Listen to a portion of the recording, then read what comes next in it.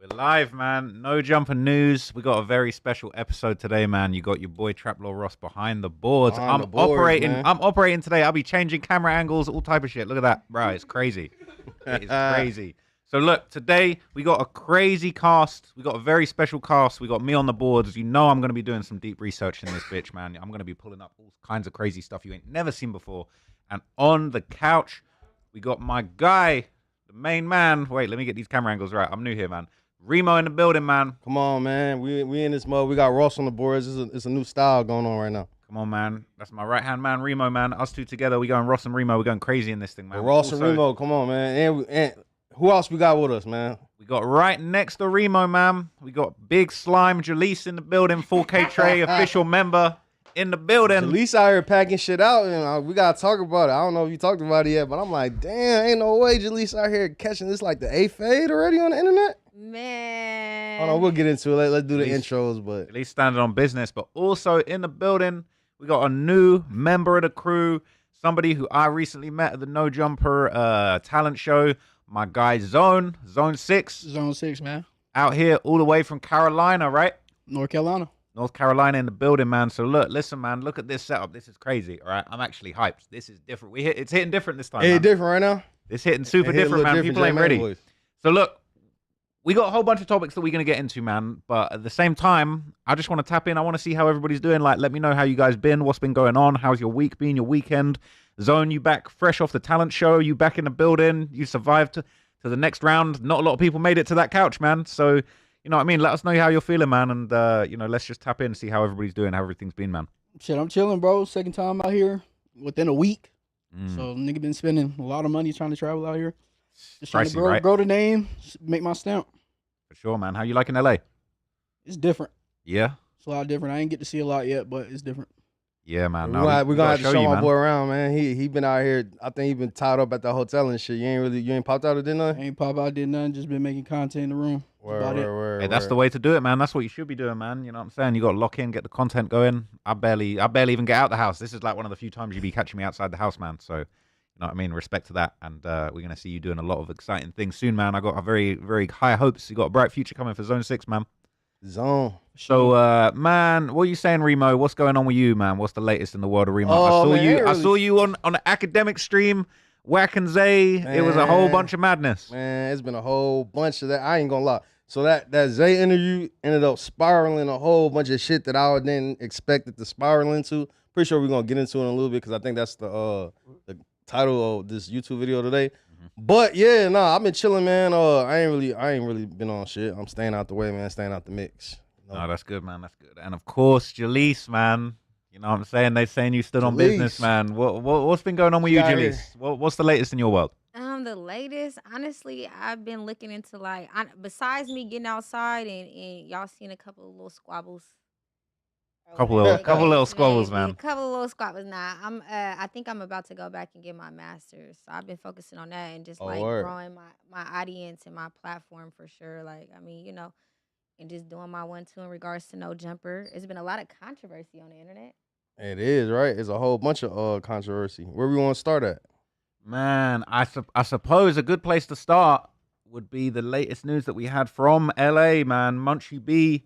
Unfortunately, I believe he was arrested. They picked him up for possession of a firearm, I think is the charge that's going around. Let me get this on this. What does addict mean in front of the charge? I don't get it. So addict is basically like if he's had like prior criminal history with like controlled substances, or has he been through like a rehab program and he got caught with the firearm, they could charge you with that.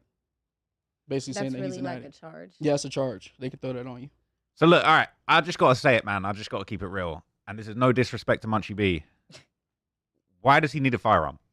Oh my God! As no disrespect, Trolling. I seen comments before that said if Munchie B gets the blow, and everyone just needs to hit the floor and just pray. It's like, bruh, like, you know what I mean? This is allegedly. This is allegedly. So you know what I'm saying? Hopefully he beats this. Hopefully it was all a misunderstanding and it was something else that he had. You know what I'm saying?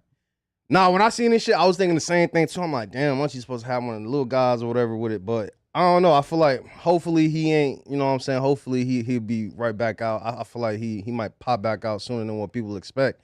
But nah, this is wild news because you know everybody be trying to say no jumper the Fed, LAPD looking and shit. So I'm getting nervous. I'm like, damn, even though I don't even do no crimes, I'm looking like, yo, everybody from no jumper be getting booked and They shit. get grabbed. Getting grabbed. I'm like, man, what the fuck going on? But hopefully, I don't know.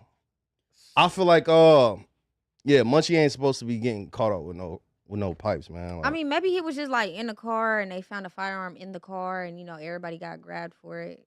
It may be a misunderstanding, but I heard that he has no bail. I'm assuming that charge, I may not be right. I'm assuming that charge is a Fed case. It's a Fed case? Yeah, it's a federal case. I charge. think it Is it actually a federal charge for real? Yeah, I it think is so. a federal charge. Yeah, I think I've seen that. Damn. So I that mean, means he must have had a lot of priors, maybe 2 or 3. yeah, well, you know, we done seen a few videos about Munchie B floating around on YouTube saying that, you know, he had the whole city in fear of him and shit back in the day, man. So, you know, obviously Munchie B is definitely, he's not somebody to be played with, whether he blind, whether he partially sighted or any of that stuff, man. There's some conspiracies about Munchie being able to see, man. I watched the video of him the other day. I forgot who posted it. When the nigga 607 Unc, that nigga was looking directly at Unc though, like he could see a little bit, nigga. Bro, no, I think he can see. Man, that nigga can see, bro.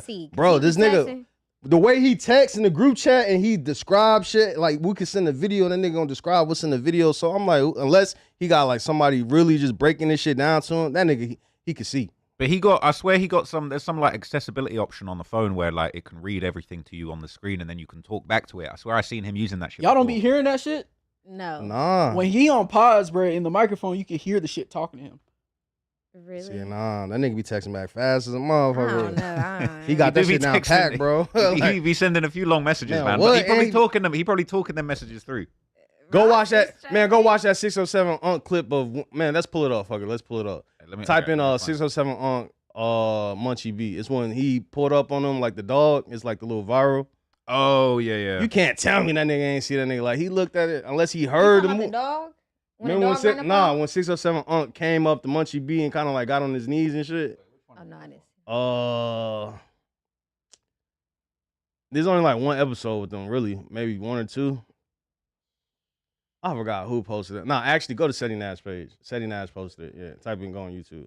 Shout out to Seti Nash. He been going crazy. I've been watching. Shout out to Seti Nash, man. He done put me onto a few little scoops recently, man. He done sent me a few links. He got the Young Dolph trial. Like if you keeping up with the Young Dolph trial, go tap in the Seti Nash page. Bro, Seti Nash, bro. I don't even know if I want to say it on here, but Seti Nash done put me on the phone with somebody. Oh, crazy! Somebody from the Young Dolph trial that I didn't know that was able to take a phone call like that. You know what I'm saying? Nah, Seti Nash, you plugged in though for sure. Which one of these links? Go to his latest YouTube video. He did one about Munchie. So listen, people, this is my first day on the job, man. You know what I'm saying? It's my first day as a no jumper desk operator. Okay, so probably just go to YouTube and just search. Yeah, you gotta be patient with me. I'm still working this shit out, but we finna pull up some crazy clips later. You know, I'm gonna come with the research. Man, it's harder than it looks, you know. Yeah, Seti Nash been going crazy. He been going crazy. Nah, Seti Nash, like I've been keeping up with the Young Dolph trial through him. I ain't gonna lie. Every video he got on the Young Dolph. Matter of fact, this Seti Nash calling me right here. I'm glad he calling me. Ooh, yo, Seti. What's the deal? I ain't gonna lie, nigga. I've been watching your last video using that motherfucker looking like Miss Cleo. Call me now. Hey, Miss Cleo, call me now. Hey, pull up the video. Huh? Hey, hold on. Now we reacting to your all right, so which one was it? We was go to the Munchie B one. Oh shit! I ain't gonna lie, nigga. I've been watching that. Hey, scroll through it a little bit. Go. Scroll through. Hold on 1 second. Hey, go to the clip where Munchie, when 607 running up on Munchie. Hey, that nigga can see, can't it? Hey, yeah, cause I ain't gonna lie, I was watching this morning as I was telling everybody. If you watching the Young Dolph trial, you got to keep up with Seti Nash's page because Seti Nash keeping everybody hit. But the whole reason, hold on, Seti, look. So this clip right here is the reason why I say Munchie can see a little bit. Rewind it back just a little bit. Look how accurate he looking at, bro. It's a handsome young fella up there, man. Nah, but he can hear the location where he moving. He and shit, can, right? but he a little on point a little bit too. Like, I don't know. He might be tricking some people. Hey, set that squabble up with me and 607 Punk. Oh, word, you and 607 beefing? Ain't no beefing. I just marked him out when I seen him. That's all. Remember, he said all that stuff on No Jumper, you know. So I had to get in his face. Where you see He him? ran to Atlanta. I caught him in Atlanta. I did. All right. So you and Woody, y'all was linked up, and then 607 Unc was there. Break down what happened and exactly what was said between y'all. Oh, you know how people get to popping it on the internet. I'm not one of them guys. I'm real life like that in certain instances, but I'm really a nice guy. I just asked him, man, what's up with that stuff you were saying? He walked around like he didn't hear me, and I got in his face. But as far as what though, what did he say that you was offended by? He told me he took my Crip card. He said, you know what I mean? Oh yeah. I do remember. Yeah. It was about the old video of you back in the day, right? So he had some shit comments on it. He basically got real disrespectful, but got captain friendly when I got in his face. It was just me though. Oh damn. Nah, Unc ain't never. Man, listen. I'm gonna just put it this way. There's a lot of fake paperwork out there. I already put a challenge out to that boy out there. He ain't accept that at all. Tell Jalise to inbox, I'm gonna send it to her. She gonna laugh her ass off. And you know, other than that, everybody that's speaking on me when I catch up to them, they never like that in real life. Man, Unc ain't never. Unc ain't never. Cuz is a straight J-Cat, a whole buster, a whole lane in real life. Hey, look, stay by the phone. We're about to get into the dog situation. Once I do, I'm gonna hit your line, and I want you to give us some updates if you can. I know you've been keeping that's up. what I was about to call you about. I'll check your text real quick. All right, bet. Set up. All right. All right, my bad. Seti Nash tapping in. Shout out to Seti. But yeah, if y'all seen the clip, that nigga Munchie could see you. Ask me, man. Nah, but I just pulled up the clip. I don't know if people saw this, right? I just pulled up the clip where Munchie got attacked by the dog. If you remember this clip was classic, man. Oh yeah, this If recent. you know right? this one. He ain't see that shit coming at all. That shit caught him off guard. And the dog was protecting Lupe. Shout out Munchie, shout out Lupe. Man, listen, I feel like Munchie defo blind, man. He probably thought he was picking up, like, you know what I'm saying? He probably just thought he was picking up a tool. Thought he was picking up some other object, you know? He didn't see that was whatever it, you know what I'm saying? Whatever they said it was. Shout out to Munchie, man. Free Shout Munchie. out to Munchie, man. Free Munchie. You know, hopefully bro be down soon. If it's Feds though, that's crazy. Like, I don't know, man. Shout out to Mayor, man. Hopefully not. But yeah, man. So look, this is obviously a huge topic. I feel like this is something we're going to get into. I feel like we probably all gonna know quite a lot about this topic. But ever since Lil Zay Osama popped up on this show, bro, and basically, bro, I don't want to say snitched on himself, but definitely talked a little too much about a little too many people. Let people know that these 2 watches went missing. A couple souls went missing after them 2 watches. You know what I'm saying? A couple hats got purchased. I don't know, but like he was saying 5 bodies dropped about his watches. So I seen that. we need to get into that, man. So how are we feeling? Obviously, we're gonna get to the latest. Purchased.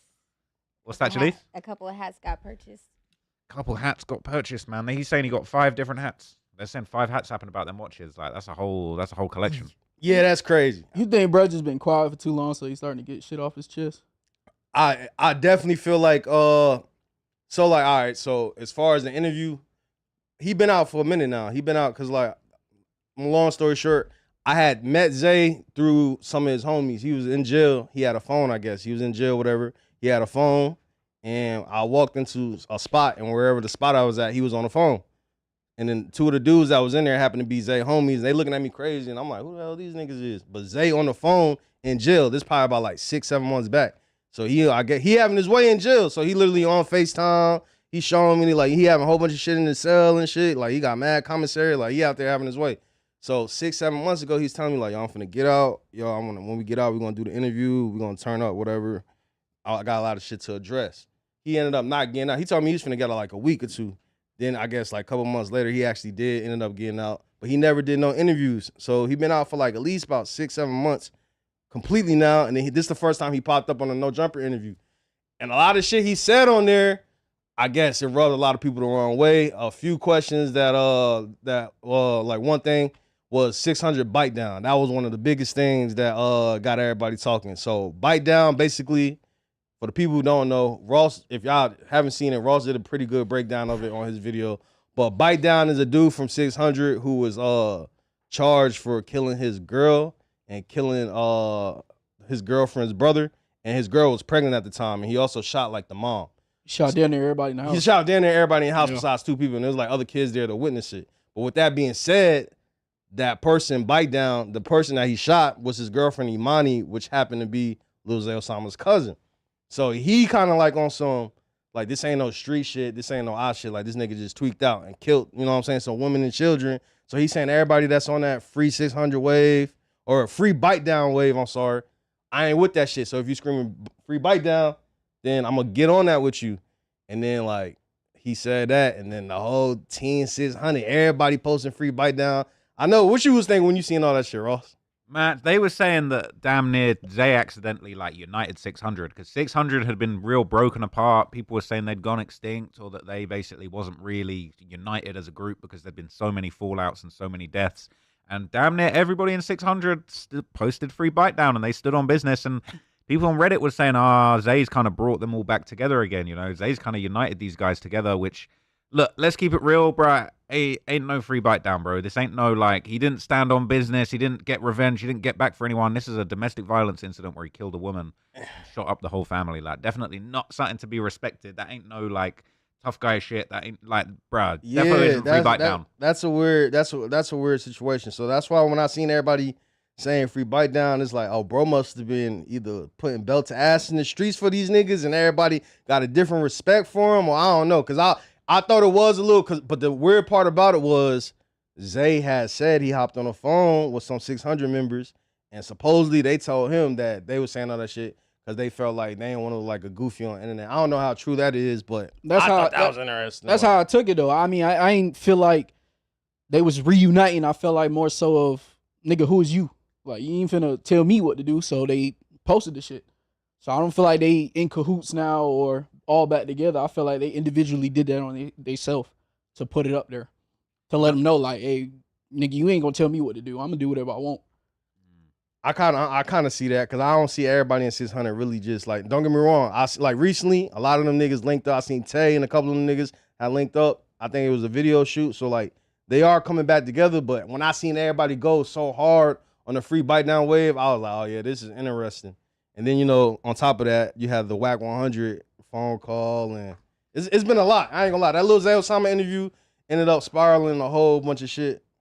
Yeah, I mean, do we want to get into the Wack call? You know, I spent a lot of time the other night listening to and watching this call with Wack, and, you know, basically, you know, it was on my channel, it was on Flacco's channel. Like, Zay said he was going to put the switch on Wack, and Wack said that Zay was a snitch. Now, I would say, I can play you some clips from this, right? But I would say the most interesting things that I heard in that call was that, like, you know, basically, look, if you really snitched in the feds, you would have a recommendation letter to the judge, which would basically be telling the judge what you did, what you deserve to get off of your sentence, and that does not exist. Like, the paperwork that Wack says he has is just the same paperwork of Zay's case, where it basically says that the sentencing guidelines are 21 to 27 months, and pretty much the judge was lenient to Zay because he basically had a rap career, he had a family, he had a support system, and he made a case to the judge, and the judge let him off lightly. That ain't no snitching, but Wack was going to war.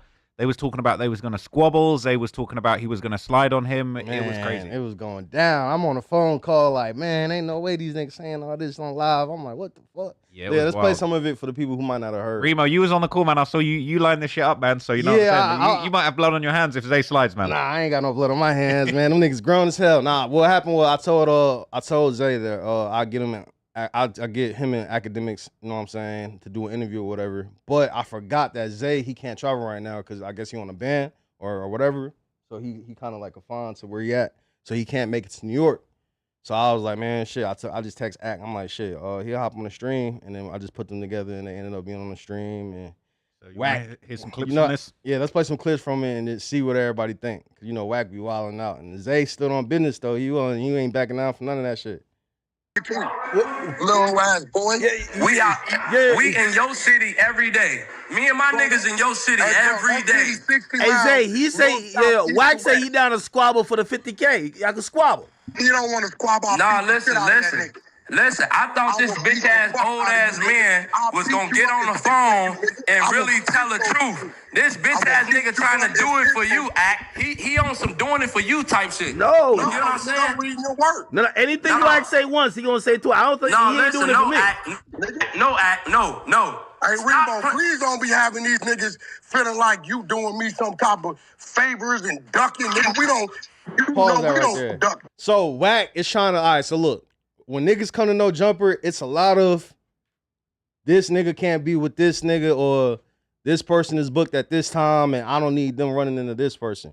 So say if I know Wack is gonna be here on the day, and I got an interview lined up with somebody Wack might not like. Hell yeah, I go out my way to make sure them niggas don't run into each other. You know what I'm saying? Yeah. But it ain't never no situation on Wack like, hey, make sure Wack gonna pull up no matter what. Like he pull up how he pull up every time. I'm doing it because you know what I'm saying. Like I'm not trying to. It's unprofessional for me to have you pulling up to the building and you running into someone you don't like. It was one time recently where Wack pulled up and Mimo was here, and they had that little shit online or whatever. And I ain't gonna lie, I was stressing it all day. I'm like, fuck both these niggas. And I'm knowing in my head that these niggas might not need to see each other. So I'm like, all right, we're gonna keep. And my thing is, we actually try to like, cause we usually got times for niggas and shit. So we like push Wack shit back like an hour, but it still ended up being, well we not telling Wack we pushing your shit back because of this. You know what I'm saying? Like, we just doing it. Long story short, him and Mimo ran into each other and shit. They had like, they had some beef online. They came here, they squashed it in the back. They talked like men. Then I don't know what the fuck happened because them niggas was right back beefing like 2 days later.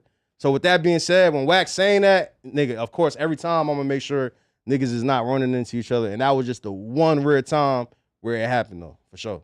Yeah, man, it was a crazy live. So I went through this live. I watched the whole thing, and there was 2 parts to it because I think they went live for a while, and then me and you talked on the phone, and then they went back live again afterwards. It was just crazy. But so there were a couple really good points made that I kind of wanted to bring up and just point out from this interview. So I felt like obviously Wack is basically saying like, yo, Zay, getting 12 months for a switch, you must be snitching. That's way too good. Yeah. Now, Zay made a really, really good point in this interview, okay? He said that basically, if I snitched, why aren't all of my ops in Chicago that want to kill me saying that I'm a snitch? Because to me, that made perfect sense, right? Wack's saying that he's a snitch. He hasn't got any paperwork.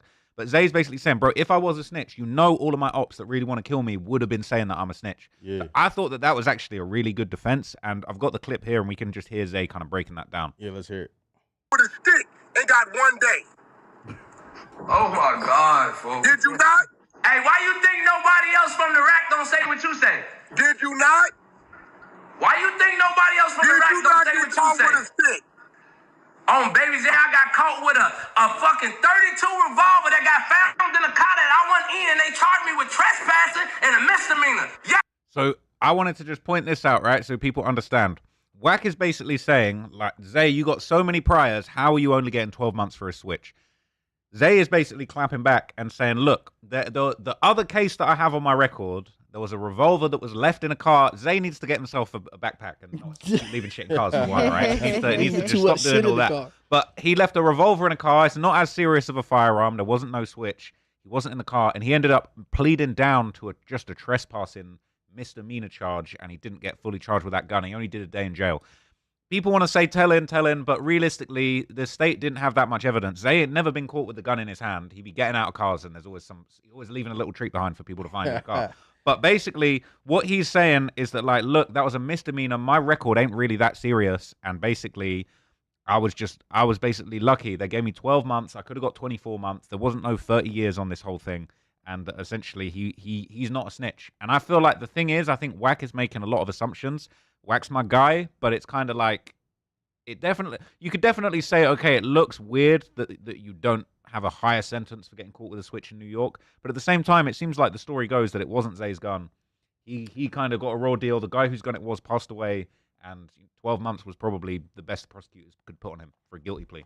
I mean, this is how I feel. I feel like with Wack 100, that's my dog. That's my guy for sure. But I do feel like he be kind of like doing what I be doing with the conspiracy theories. Like if something ain't adding up, it's like, I don't know, you might be working with the people. You know what I'm saying? I do that all the time in Stockton, Sacramento, the Bay Area. Like if dude get out, if somebody get booked for, like, say if they got a violation of probation, and then they didn't even like make it to go see the judge or even do a 10-day flash, that's suspicious to me. You know what I'm saying? But it's like I kind of get where Wack is coming from with his conspiracy theory. So he was just kind of like, it was just a conspiracy theory in regards to that. And then, you know, like you said, like Rawson, you know, like this show field, like that's your niche. So you know everything about Chicago. You feel me? So I really feel like dude might have just, you know, his priors weren't as severe. They're not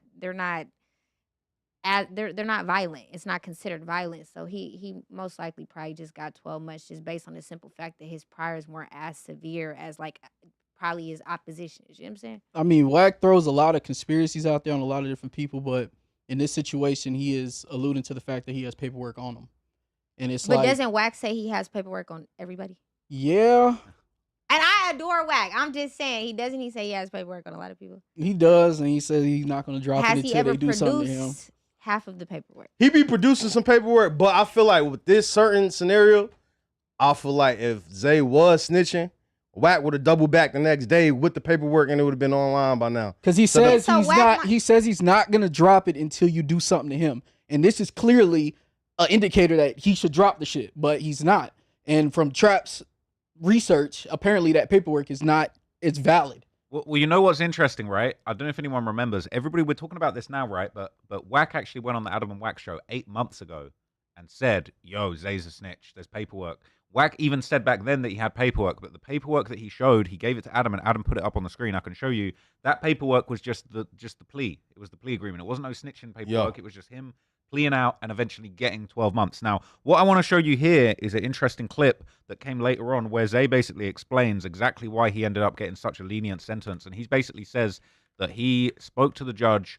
He basically made a case to say, look, I've got a support system at home. I've got a rap career. I don't really deserve to have my life thrown away over this. And the judge bought it. The judge basically said, okay, bet, we'll give you 12 months. You're going to learn your lesson. We're not going to ruin your whole life over this.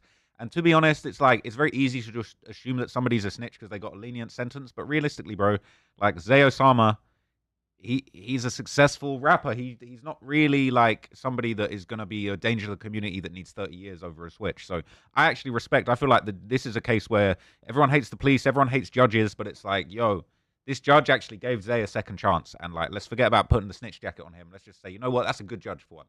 But let's play this clip, and Zay's going to give you the background of exactly why this went the way it went. Nigga said he never said, and one thing he did say, he never said my name in black and white. He said just because I got 12 months, he just want to know how I get it. I said, nigga, my guidelines was 27 months, the most they could give me. My judge gave me 12 months because of I'm a rapper. We explained all that shit to her, you know, all this good shit, you feel me? Which is real shit, though, you know what I'm saying? I got shit, I got a career, I got shit to live for. I got kids, my daughter came to court, crying in court and shit. My girl, I had support system at court, you feel me? Plus, MDC was so fucked up, bro. That bitch infested, molded, all type of shit, gang. So they was giving niggas double their time just for that, gang. Bro, you know when you go get the documents for court, they say everything the judge said in there, the prosecutor, the lawyers, everything. Just go read that shit, bro. That shit documented. If it ain't, I'll send that shit to you, bro. My lawyer got that shit, Don Florio, you hear me? Best lawyer in New York. The academics actually had the paperwork and the plea and how everything went in front of him while he was doing this. So I got to shout out academics. Like, I feel like it was quality journalism from him. He really broke down. I mean, the whole stream was what, like 2 hours? Yeah, he really dug deep and like low key. I don't want to say we're giving Wack the L, but it's kind of like, Wack, come on, man. It doesn't look like he's snitching. You're gonna have to, bro. You're gonna have to go find some more paperwork for us to see, because realistically, I don't see any proof that Zay's a snitch. Do Personally, you feel like Wack took the L in this?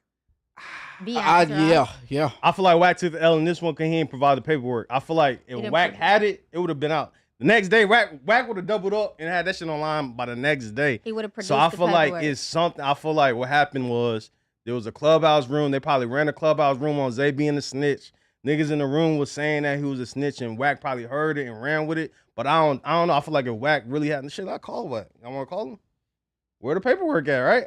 bro, maybe you're gonna have to call him and ask. Just say, bro, out, man. We waiting This for the nigga about to paperwork. go Hey, off. Wack, I'm on your side. I don't know whether you took the L or the Let's see, W. yeah, I'm, let's see I'm what Wack's biased on. when it comes to Wack. I feel like if Wack had the paperwork, he would have produced it by now. And Wack phone went He straight to got it on voicemail. D&D. So. Phone off, man. Yeah, I don't know what. I don't know, Wack got man. going on. My last thoughts on this is basically the angle that Zay's coming from, saying that the judge is lenient. That shit does happen, bro. Let's not act like every judge out here just smoking niggas, bro. They give leniency, bro. NBA No, young they boy do. done got arrested 1,000,000 times, bro. Facts. And what did all the But judges this, keep I mean, saying? you can't compare He's young. He him needs to to NBA second Youngboy. chance. we gotta be Like, for real. I mean, it's a big money difference, but But there's Young good Boy's judges judge- out there. It's a Young huge- Boy's judge showed love back in the day when she let him off the probation and he Yeah. had like 10 years probation. She let it all go. But she knew he had a promising rap career. I don't even. He probably got the most promising rap career out here. But you got to say there could be, for everyone that says the system is super, and the system is super unfair. Don't get me wrong, but it's like for people that say judges are all racist and that. No, I'm pretty sure as a white judge that gave Youngboy a second chance. I don't know what race the judge that gave Zay another chance, but hell, they're a judge. They're in a position of power.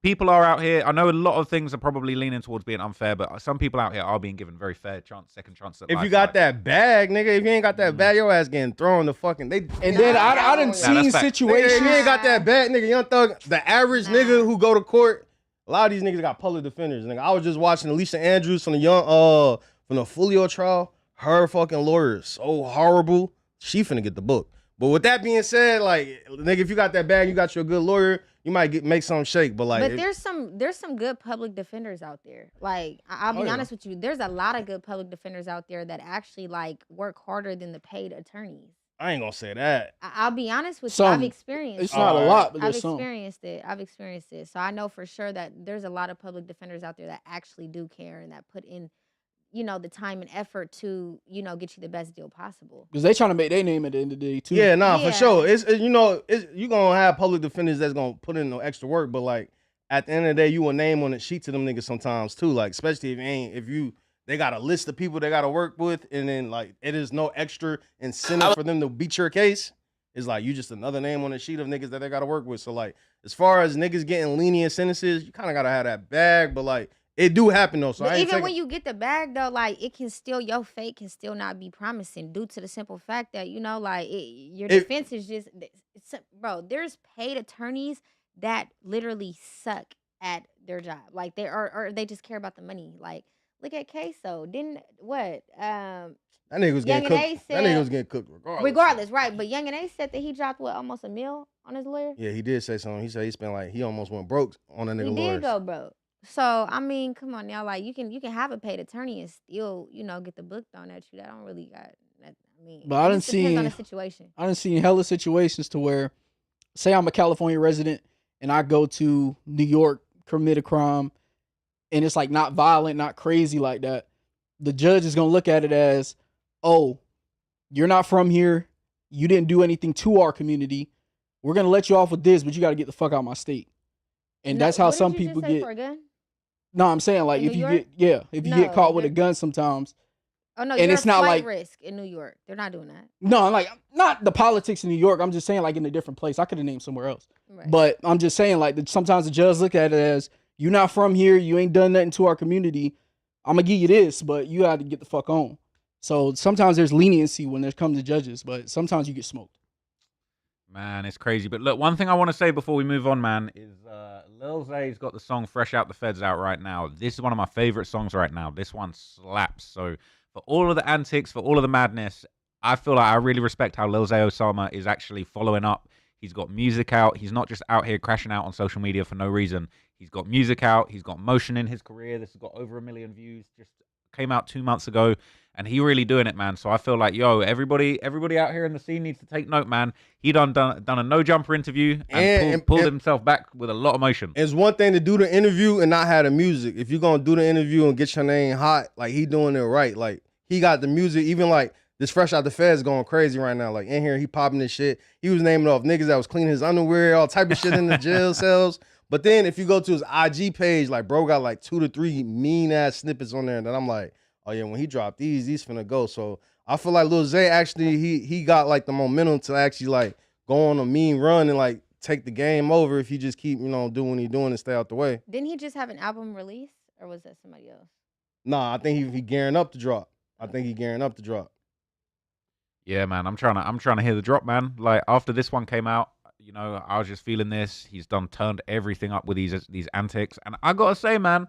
For all the people saying No Jumper fell off, bruh, this guy hopped on No Jumper and got the motion. Like, I wasn't really hearing about Zay until this interview. It was all this interview that I feel like brought the whole spotlight onto him on another level. So all them rappers out there, bro, you need to come and get your No Jumper interview and get some motion, man. Man, come holla at your boy, come holla at your boy. Saying Remo be setting up the plays, man. So holla at your boy. Nah, shout out to Zay though. Zay, I fuck with Zay. Zay, stand up nigga though. Yeah, man, he doing his thing, and I really respect it, bro. He got the marketing on point, and he just really showing people the template of what's possible. I'm seeing a couple topics here. I'm seeing some crazy topics that I'm low key. I'm like, Brad, do we really want to talk about that? Pull it up, man. We're curating how we want to curate this today, man. I don't know about this topic, man. What is that? Nah, what is that too? Nah, we skipping that. That's a setup topic right there, bro. Now, look, okay, I don't know a lot about this one, but I do actually care to learn about it. I actually am interested to learn a little bit more about this. But this one is they're saying Blackboy Max and Fabio Foreign, they trying to line up a boxing match. Now, I'll keep it real. Stream with Blackboy Max, and I just say that I feel like Fabio Foreign coming across like a little bit of a clown in this situation. I don't know what you guys feel about this, or whether anyone has any opinions before we look at these clips. But I feel like Fabio's a little burnt out right now. What do you think? I mean, they say he's trying to revive his career with this, so I don't know. I was reading the comments earlier. Yeah, I think it could be a little bit of a career revival thing. What you think, Zone? How you feeling about what he? Shit, I'm not siding with bro at all. Like, he's on some straight clown shit right now. Like, a lot of people are hating on the streamers, and it's getting ridiculous. Like, streamers are more popping than the rappers right now. How bro. old are you? 25. Streamers are more popping than the rappers right now, and I just feel like a lot of them are just going on hating on them, saying they're not as cool, not as lit. It's the people that they have on and stuff like that. Y'all do realize that they had fan bases before they started linking with y'all. People watch these people for hours because they're entertaining, not because of the people they have on. So I mean, but the audience is predominantly kids. Exactly. That's what I'm saying. Like, they have their fan base, and it's the kids. So you coming on is beneficial for both of y'all. But don't make it seem like y'all the only reason why these people are tuning in and stuff like that. That's not the thing. And we gotta watch the clip, but he didn't stand on what he said in this interview and try to make it seem like he didn't, and that's try to make it seem like they try to alter his words. Like, nigga, you're in 4K. Yeah, like literally, and that's where I'm at with it. So I feel like, all right. So here's the thing: I feel like rappers are jealous at how much money these streaming niggas is getting. Cause you think about it, these rap niggas been out here. Being a rapper is a dangerous game. So on top of being a rapper, niggas not getting that much money. You might get your first deal.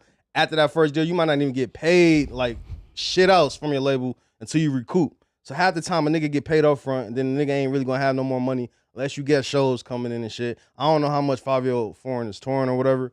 But with that being said, I feel like a lot of rappers, because even Yachty kind of told Blackboy Max, he was like, yeah, streamers are kind of lame. He said something like that. That's like 3 rappers back to back that said the same thing. And I feel it's like we're not about to make that a trend, because these niggas had their own little platforms before y'all even started linking with them. I feel like rappers are getting jealous of the bag that these streamers are getting and the audience that they have. It's like, ain't no way y'all say. But and then the thing is, what the Fabio Foreign situation is, so you try to call Max a lame or whatever. You said that streamers are lame, but the crazy thing is, he literally leaked the messages of you wanting to hop on his stream. So it's like, bro. Get into that till we watch so now you kind of look a little crazy, because it's like, nigga, he kind of contradicting. He kind of like made you look a little crazy, because it's like you calling niggas lame and shit, but then you texting them like, let me hop on your stream, bro.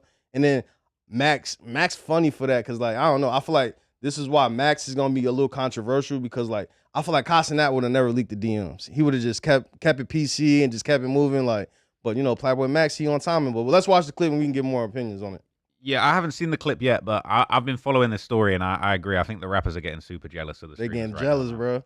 I went on the stream with Blackboy Max, and I just say that he wasn't lit, but he wasn't as lit as those at that time. Right. So it's not the streamer that's lit. They like the platform. So it's what happens on the platform that people like the platform. People don't really like the individuals. But look how fast that moment went super viral. You was able to take control of that moment, make it work in your favor, take whatever went, turn it positive in your favor, come back out, went viral with the record. But that's what I'm talking about. Fabi, if that's the case, oh my God, bro. Got to work, man. You got to work like Wack. And then pull receipts. Why are you asking me to do a song? Oh my God.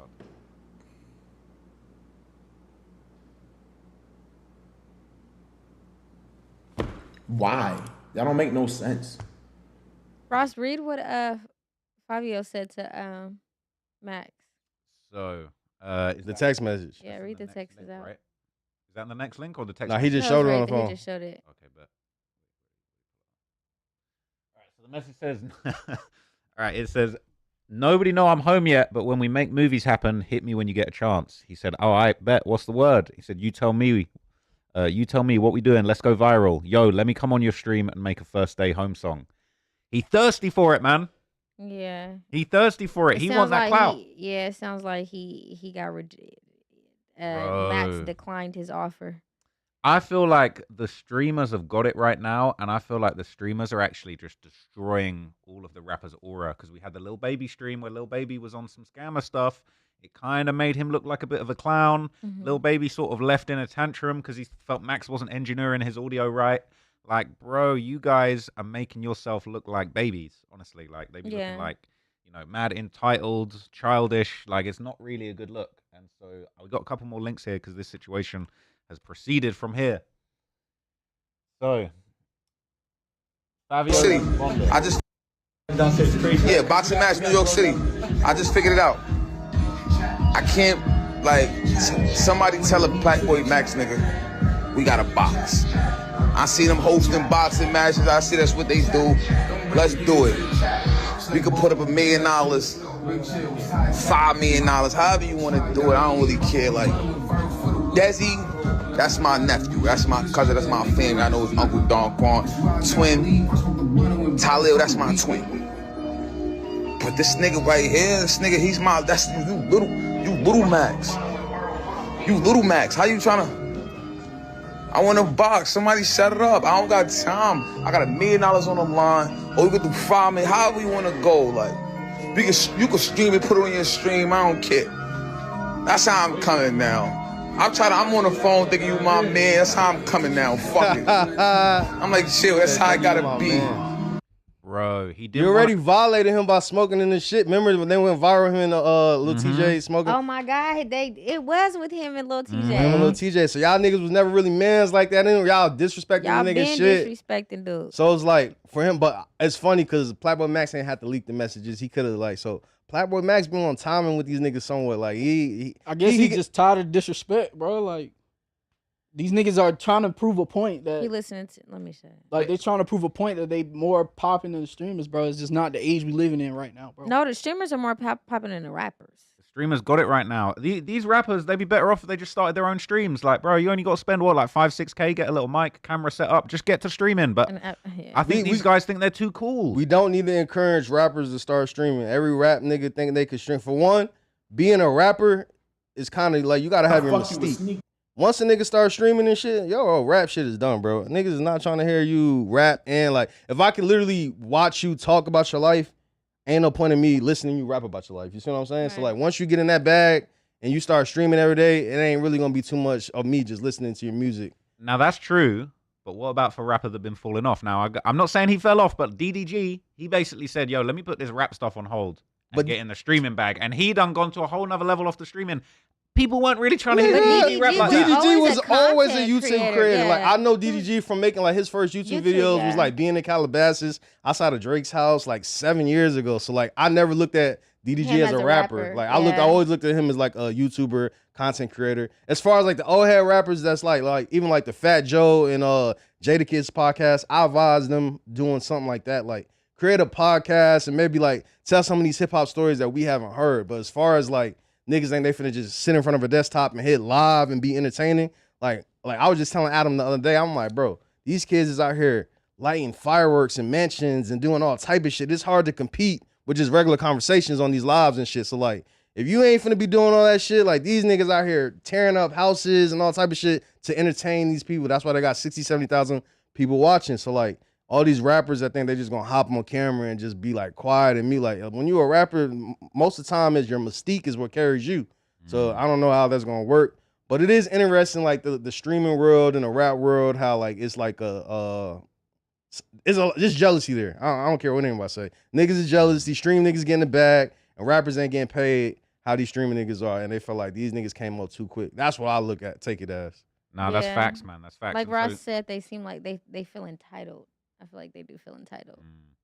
They feel like they worked like hella hard to get to where they're where they got. So we got another clip. Mac claps back, said that he's trying to fake beef with him, and I gotta say I don't really respect the fact that Fabio kind of got exposed and then he jumped straight to the fight talk. Like no one's trying to fight you for $1 million, bro. That's not happening. But you know what I'm saying? You got to fight with your words, man. And Fabio came out with an L, and Max clapped back, made him look like a clown once again, man. Honest, bro, how do I wake up to a nigga like? How do I wake up to a nigga trying to take a nigga on brand risk, gang? You just call me your heart. Yo, New York niggas, what does that mean when you call a nigga your heart? I called you and asked you why the fuck you was sneak dissing me on a podcast when you was just trying to get a collab out of jail. You was trying to get a first day out in the booth. You was trying to get a first day out in the booth. And then it didn't end up happening. You go on a podcast and start sneak dissing. I call you and ask why. You said it's all good. You know you my heart. I'm gonna see you soon. Was this nigga trying to backdoor me? Like, yo, bro, I don't understand niggas. I'm gonna check this shit out, bro. But like, gang, I'm not gonna lie, bro. Yo, New York niggas. Bro, what's up with y'all, bro? I fuck with New York heavy, gang. I'm from Jersey.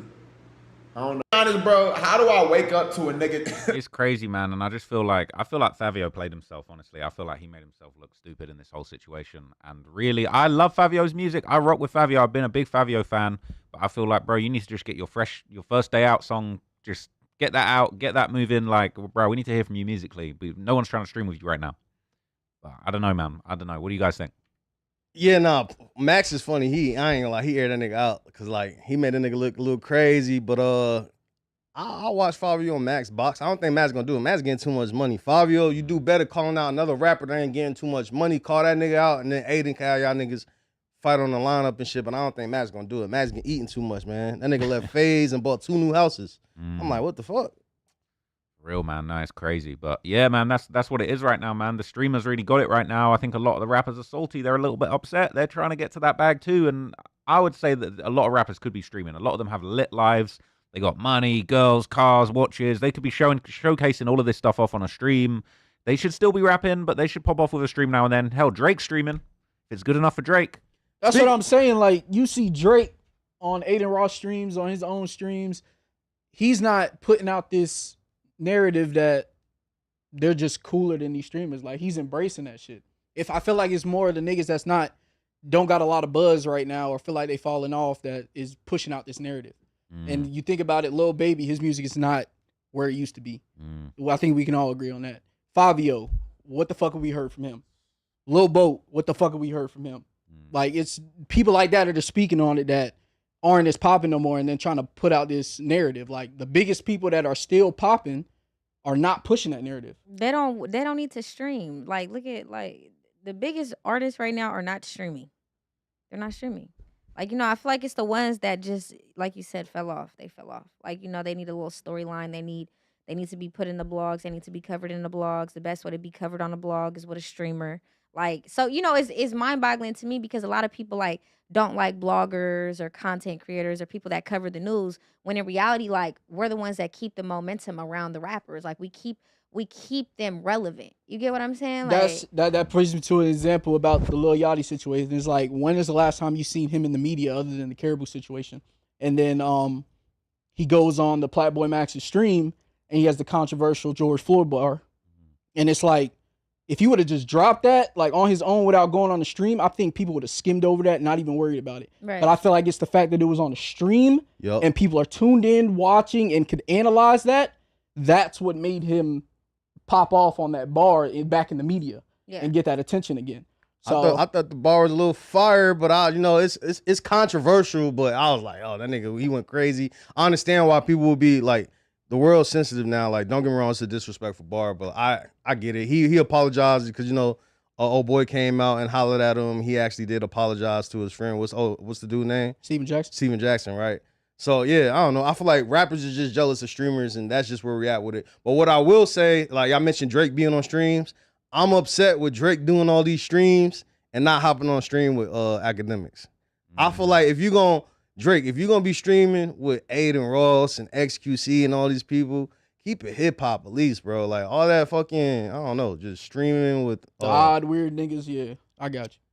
XQC, and no, shout out to him. Like I've been watching him a little bit lately. Like I didn't know that nigga was that rich. That nigga got like $100 million just in crypto. So like, shout out to him. But like, yeah, I just find it weird that like Drake is doing all these like power plays for the bag, and it's like usually Drake would keep it super hip hop, but like that nigga been popping on stream with Aiden Ross and XQC. Like I feel like academics deserve that interview, and like the people deserve like shit. Go do $1 million worth of game. You know what I'm saying? Like if you're gonna pop on stream with these niggas, like go talk to some hip hop folks.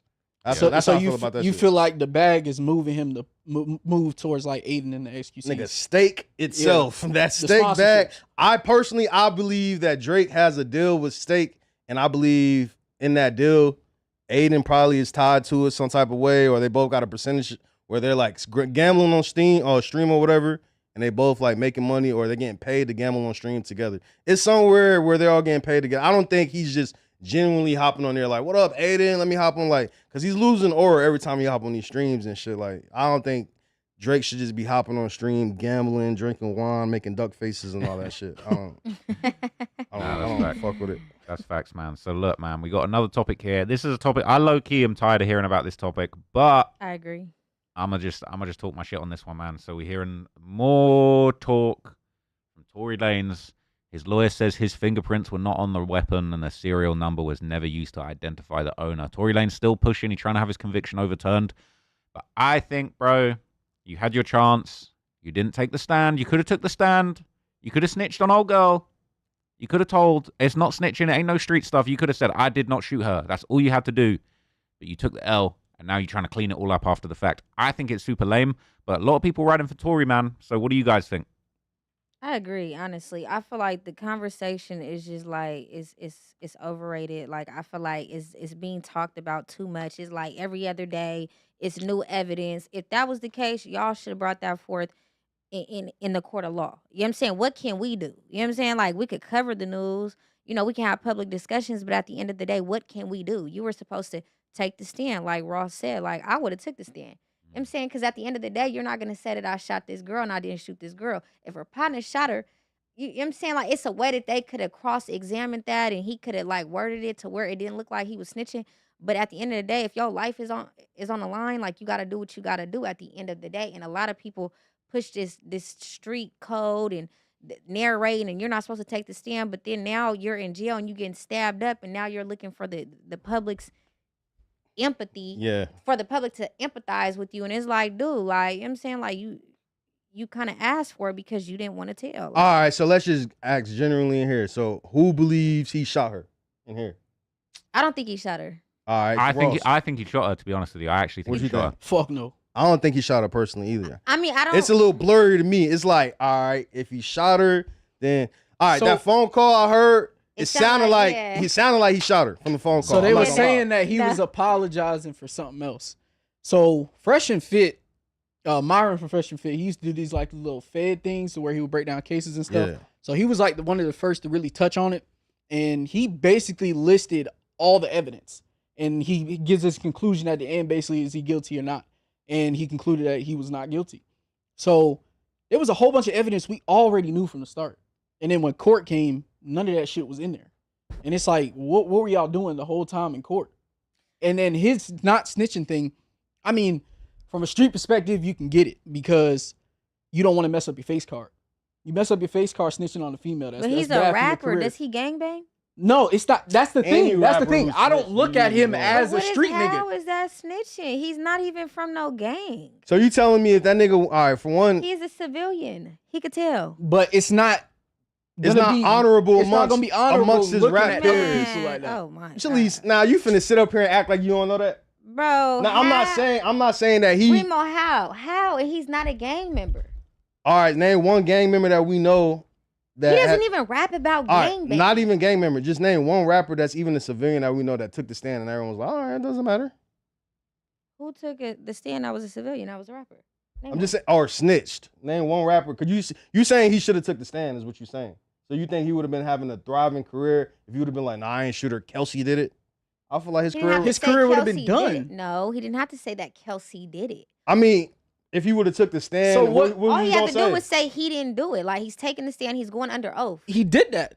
He didn't take the stand. I'm saying like he never implicated that she did it, but he never said that she didn't or did not do it. But if he would have took the stand under oath and said that he did not shoot her, then they would have been able to cross-examine, and then however it played out, He didn't have to say that Kelsey shot her. She was given immunity anyways. Okay, but All right, so you think he should have just took the stand and say, "Hey, I didn't." absolutely. All right, and that's cool. I agree. He should have. Ross, what about you? What you think? But with that being said, do you think his career would have played out like you No, think? I don't think he would have been penalized at all. He's not a gang. He doesn't rap about gangster like shit. You know what I'm saying? Like he's not on that. Like he raps about lover boy and like just being a pretty boy and just having all the hoes. You know what I'm saying? Like I don't feel like his career would have been penalized in any way, shape, or form. Like no. Now if a rapper that raps about catching hats and sliding and confiscating jewelry, that's different. Okay, that's different. Like 6ix9ine, he couldn't do that because he was a blood or whatever. Like what was he? Hey, here's a question. I got a question. Yeah, I got a question for everybody. Right. All right. So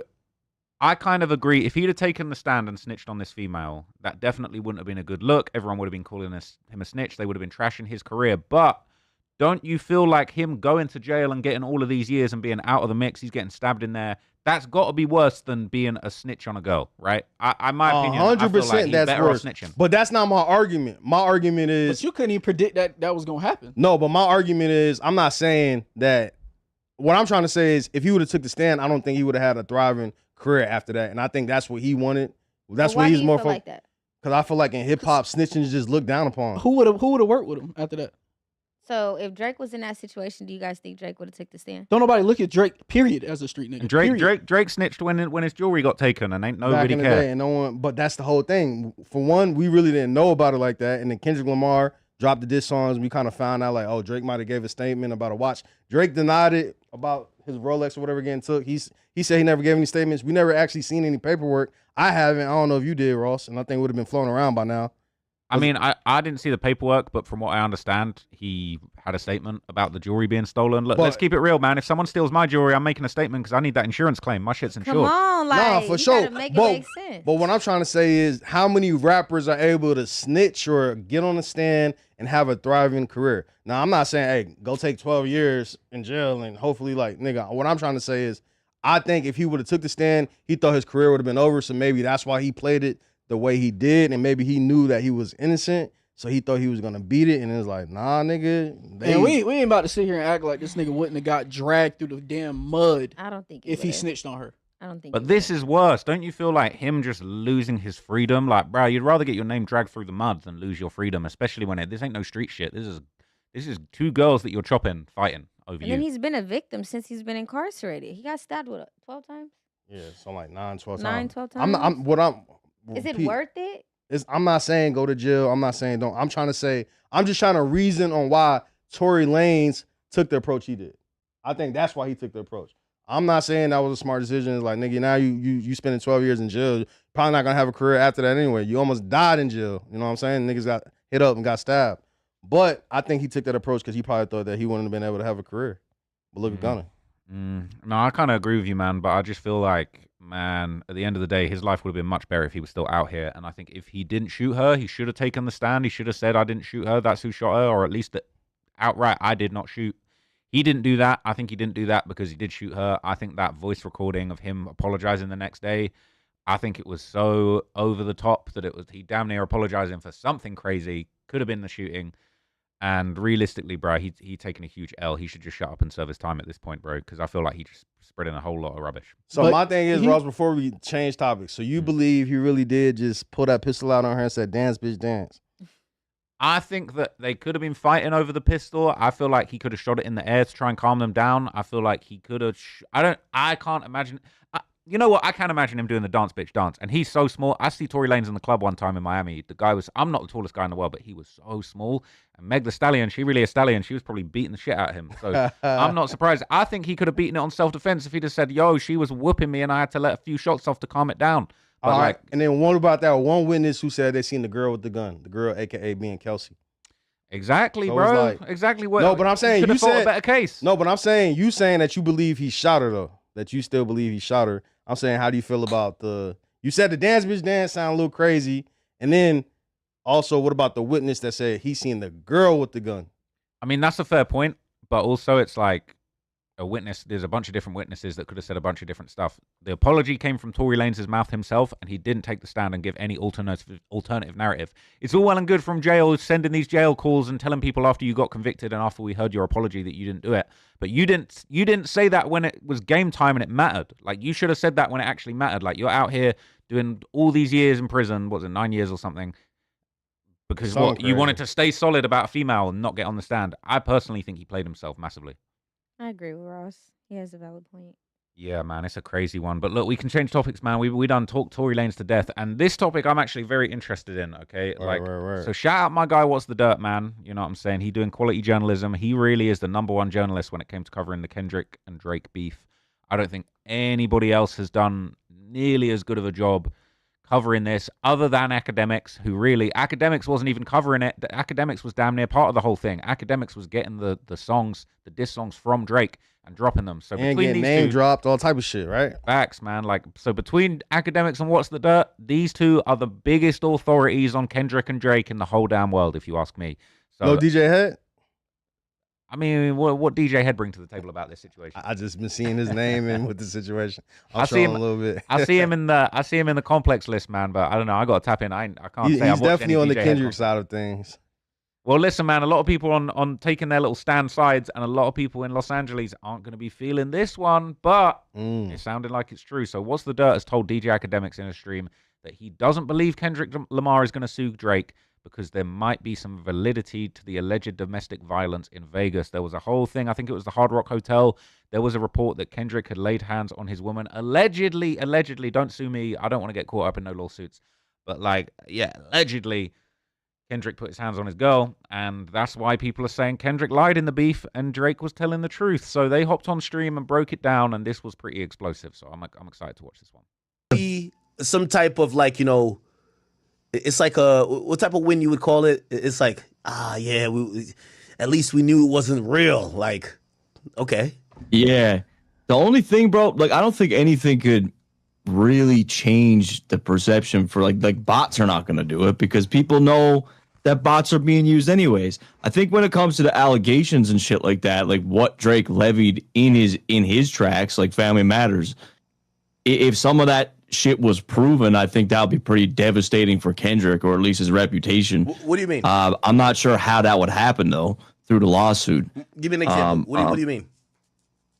Well, Drake said the allegations about Whitney and the allegations with the kid, and now we're seeing this in the lawsuit. So people are starting to think that it could come out that way, but I don't know how UMG would really have details about that. Now, I do think that Drake is playing chicken with that. I think Drake is daring them to countersue. And here's the thing. I honestly do believe that something happened in that Vegas situation. I do. And I think that Drake, his nose has been so clean in terms of anything associated with pedophilia that he has no problem with people having inquiries about him. But if you countersue, now we get to legitimately ask and request your criminal record, or even anything to prove that that was true. So I think that's why Kendrick has not done anything, even though I think maybe also Kendrick is taking a pro-hip-hop stance. But if Kendrick sued or countersued to say, you lied on me, well, even if Drake didn't have all the details at the point, it better not be true that you had a domestic situation. It better not be. Because now you're going to have to substantiate that, right? So you're going to have to say, well, based on these times or whatever, there was no police involvement, never happened. And here are all, we have to be open enough to give all this information. And I don't think Kendrick want to go down that route. No. I don't think he could sue, because I believe people seem to believe that there's some truth to that Vegas thing, right? Based on what I've been hearing. So I don't think he would sue for it, because it seems to be possibly true, right? Yeah, but also here's the thing too. And this is where I be looking at these fans.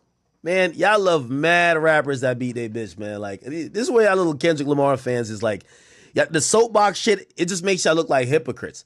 But like, I don't want to throw stray bullets at anybody and bring any other artists into it, but there's a bunch of artists we've either seen on camera or seen allegations of, and you know, of course, there's nobody co-signing those things or standing with them. So, man, what do you guys think, man? I mean, I personally have seen little tidbits of information that seems to suggest that there was definitely a domestic violence altercation. You know what I'm saying? That's just my opinion based on random things that I've seen on the internet. I feel like Kendrick probably does have more to lose right now than Drake, because Drake's had his image completely tarnished, and really a lot of people just ignored what Drake was saying about Kendrick in the beef. I think this thing's going to get reignited soon. People saying Drake's going to drop his album in October. Word was he was supposed to drop his album, like, you know what I mean, a few weeks ago, then drop that song with Central C, and that song flopped, and nobody's talking about it. Nobody's talking about the fact that Drake dropped a single, and it didn't even hit top 20 on the Billboard charts. And I think the single that Drake dropped with Central C is on number 48 on Billboard now. Like, he on the ropes. But he might be bringing it back. But what do you guys think? As far as the Kendrick and the Whitney situation, I mean, probably happened, right? But Drake, I feel like Drake taking this too far with the lawsuit shit. You took the L in the rap game. Like, niggas ain't really going around thinking Drake's a pedophile, are we? No. Like, it's just more so like a catchy line, right? Yeah.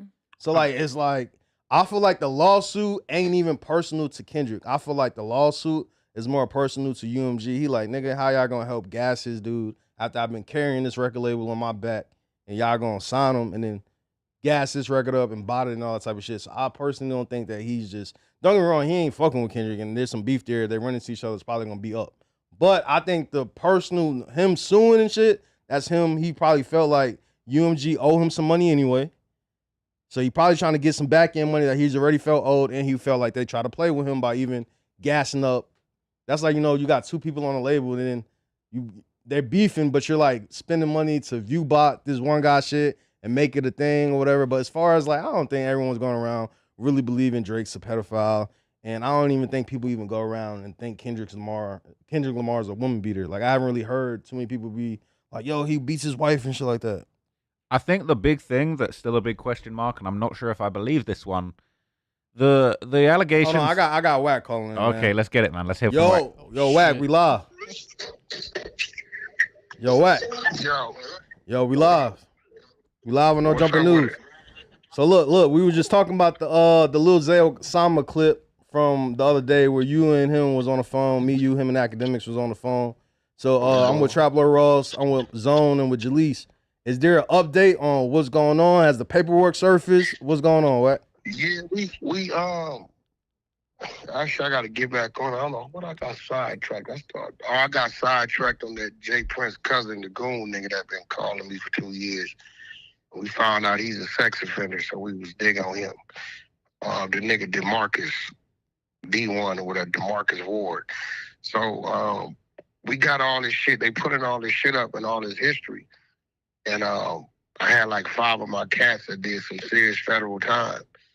Right, and they say, Wack, there's no way the nigga to get caught with a machine gun, right? Which that's what they classify switches as machine guns, right? Give you 12 months. Now here goes the point, right? When we looking at his rap sheet, right? This nigga keep getting 1 day served misdemeanor for like serious felonies. We watching it. Evading the police, well, they give you a 3-year minimum in California for that shit. On some real shit, look it up. And he got caught with another pistol in Illinois. Now, here's the thing. When they drop a case or they don't pick a case up in the state and the feds get involved, it's not to give you leniency. You get what I'm saying? It's not to give you leniency. It's to give you more time, right? Yeah. Everybody know in the state of New York, it's a 3 to 5 year minimum. They don't give a fuck what you get caught. You can get caught with a pea shooter. They gonna give you a 3 to 5 year minimum. This nigga got caught with a machine gun, which this is how they classify a switch. To be fair, Wayne did a year in jail at Rikers for a gun. Yeah, but he did a year for what? For a pistol. A regular pistol, right? Yeah. Right, and I'm pretty sure Wayne, fought that, spent a lot of money trying to get that year. Yeah. And I remember that, right? And this was probably prior to, because in the last 7 years, I want to say 7 to 10 years, New York, they got real strict with their gun laws, like super strict. Like they implemented minimums. This nigga got caught with a machine gun, bro. Nigga, so you telling me the state of New York is gonna look the other way, pass you to the feds to get 12 months? No, and people gotta understand, bro, like, whenever a nigga starts screaming, show me who I sent to jail, you really, really make me look at you some kind of way, because telling comes and working and cooperating in all kind of forms, as we see. Hey, Wack, can I ask you a question on this topic? Can you hear me? It's Trap Law Ross, man. You can hear Ross? What's up, Trap? Yeah. What's up, man? I hope you're good. What up, Trap? I got a question about the Zay situation, because I get where you're coming from, right? But do you not feel like, because the facts of the case, I think I understand, were that allegedly the person who left the switch with the gun in the car wasn't Zay, it was the other guy, right? And they just identified Zay off the jewelry, but they ain't get him with the gun. So do you not think it could be a situation where, because the prosecutor didn't really have enough... If that's the case, he would have beat it. Trap, this is real shit. He would have beat... So you think he should have beat it? Me and you, listen, if me and you are in an Uber, right? And the Uber is under your account. This is real shit. The Uber's under your account, right? And nobody sees me leave the gun. But let's say I leave a gun. I'm drunk, I'm high, I'm on some dumb nitwit stupid shit, right? I leave a gun in that car, right? And let's say my prince ain't on this gun. We gonna give you all the hypotheticals, right? But the Uber is in under Trap Lord's account. Yeah. When that Uber motherfucker call the police, they gonna book you for it. They not gonna even look. The only way they gonna book me is if you, Trap Lord, say that ain't mine, that's Wack's gun. But right? okay, So but what about this, that's right? out the window. So from what I understand, though, the guy who allegedly left the gun in the Uber who was with Zay is no longer alive. Is it still snitching if he told and said, look, it was this guy and he's not alive anymore? Let me tell you what happens with that. Let me tell you what happens with that. They're going to charge them at that time because they were fucking alive that day, right? And they're going to do just like they doing on the Rolling 60 Rico, right? The dude, the one dude, the first dude who took the 5-year plea back in April, May, the nigga died in June, right? The one Brick Baby was talking to on the wiretaps and didn't know it. That nigga died in June. So you know what they just did? Went back to court in the interest of justice. This man is deceased. They dropped it. But what we do know is, see, y'all, that shit don't work with me, Trap. This nigga must have died after the fact. Was he dead the day of the arrest? No. He died a few months later. Okay, see, that shit don't work with me. Y'all start throwing shit in there that don't fit at that time. We talking the day of the arrest. If the nigga wasn't dead the day of the arrest, that is not a factor. Yeah, no, that makes sense. So my question to you, are you telling me it was other people in the Uber? Are you telling me somebody else Uber account ordered that Uber? Because if I send you an Uber, Trap, and I'm sitting in L.A. and I send you an Uber to New York, which I can't do, they're going to ask me who's the passenger. Yeah. This protects me. I'm going to be like, passenger is such and such. They're going to pull up and ask for you. Trap Lord? Yeah, okay, yeah. Uber. So you don't... It's going to say you're far away from this location. So you straight up, you don't believe Zay when he was saying that the judge gave him leniency because of his rap career and his support system. You just not believing that. I'm going to tell you why. The paperwork we got, we're going to go over it. The paperwork we got, the AUSA or the DA, whatever they call them, was totally against leniency. And everybody knows in those federal courts, the judge sways their way. That judge, that AUSA, that DA, right, was saying his criminal history, this, that, was totally against it. So why the fuck would the judge turn around and hit you with a bullet when you got something that carried 10 years? And so what about... The feds don't pick nothing up to give you leniency. They pick it up to stretch your motherfucking ass. And what about Zay? Because I haven't had cases before, right? So when Zay was saying that his previous cases were misdemeanors, what does that mean to you? Because all that Trap, all that, listen, when you start seeing motherfuckers catch cases that handle felonies, and that was the first eye-opener. Everything this nigga get caught on was 1 day in jail in a misdemeanor. We have, over our lifespan dealing with these streets, have been able to, it's like a lab rat. We didn't see when we inject this lab rat with this shit what happens. So when we see a lab rat with a lump on their head, we got 10,000 cases that say when we inject this lab rat with Tylenol, this what happens. That's why they lab rats. We have seen other cooperants and snitches what they do with them when they apprehended. Like you tell me, how many niggas you know, right? How many niggas you know get caught on high-speed chases and get caught with pistols and get a misdemeanor one day in jail? Shit. Yeah, that was a little bit crazy. So look, Zay was going crazy. Zay was going crazy on that phone call saying he was going to shoot you and he doesn't want to fight. It was hilarious when you said you would beat him up with one hand. At the end of the day, that's cool. Like a lot of these youngsters, and I tell them, a lot of them, and I take blame for it. This is why I do the work I do today to expose these so-called gangsters that people was looking up to show that this nigga ratted 10, 15, 20 years ago, so don't look up to him. In fact, don't look up to none of these niggas. Matter of fact, the street niggas, the so-called gangsters, you should look up to none of them niggas.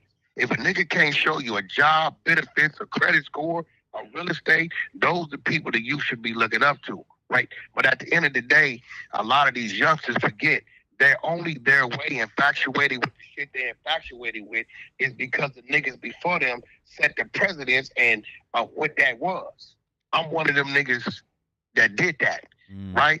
I put work in, I did shit to create a name and say, this is what you're supposed to do. I regret it today. Yeah. It's why my children don't fall in that lane. But when you get a nigga that's young enough to come out my nutsack talking to us, these little niggas ain't greedy enough. They ain't crafty enough. They ain't sophisticated enough to even fight that type of fight, face to face, or that type of fight in the streets. Because he's gonna do exactly what he's gonna do. A, you're gonna get emotional and tell me what you're gonna do. B, you're gonna broadcast it to the internet. Thanks, because you just got me at worst case of manslaughter if you come playing, because you didn't already issue the threat. You did me a favor, right? So we don't worry about, that's like the young lady there, right? I'm pretty sure she has an auntie in her family, because she got a little fire in her, right? She got an auntie in her family that's probably 40, 50 years old that she will not go playing with because she know this bitch know how to do what she know how to do. Right? Some young motherfuckers got respect for their elders because they get that these niggas is different. They fight different. They shoot different. They stab different. They play different. Dudes like him just come up in a neck of the woods where they probably been dealing with a bunch of baseheads and crackheads and those things. Me personally, I'm 48.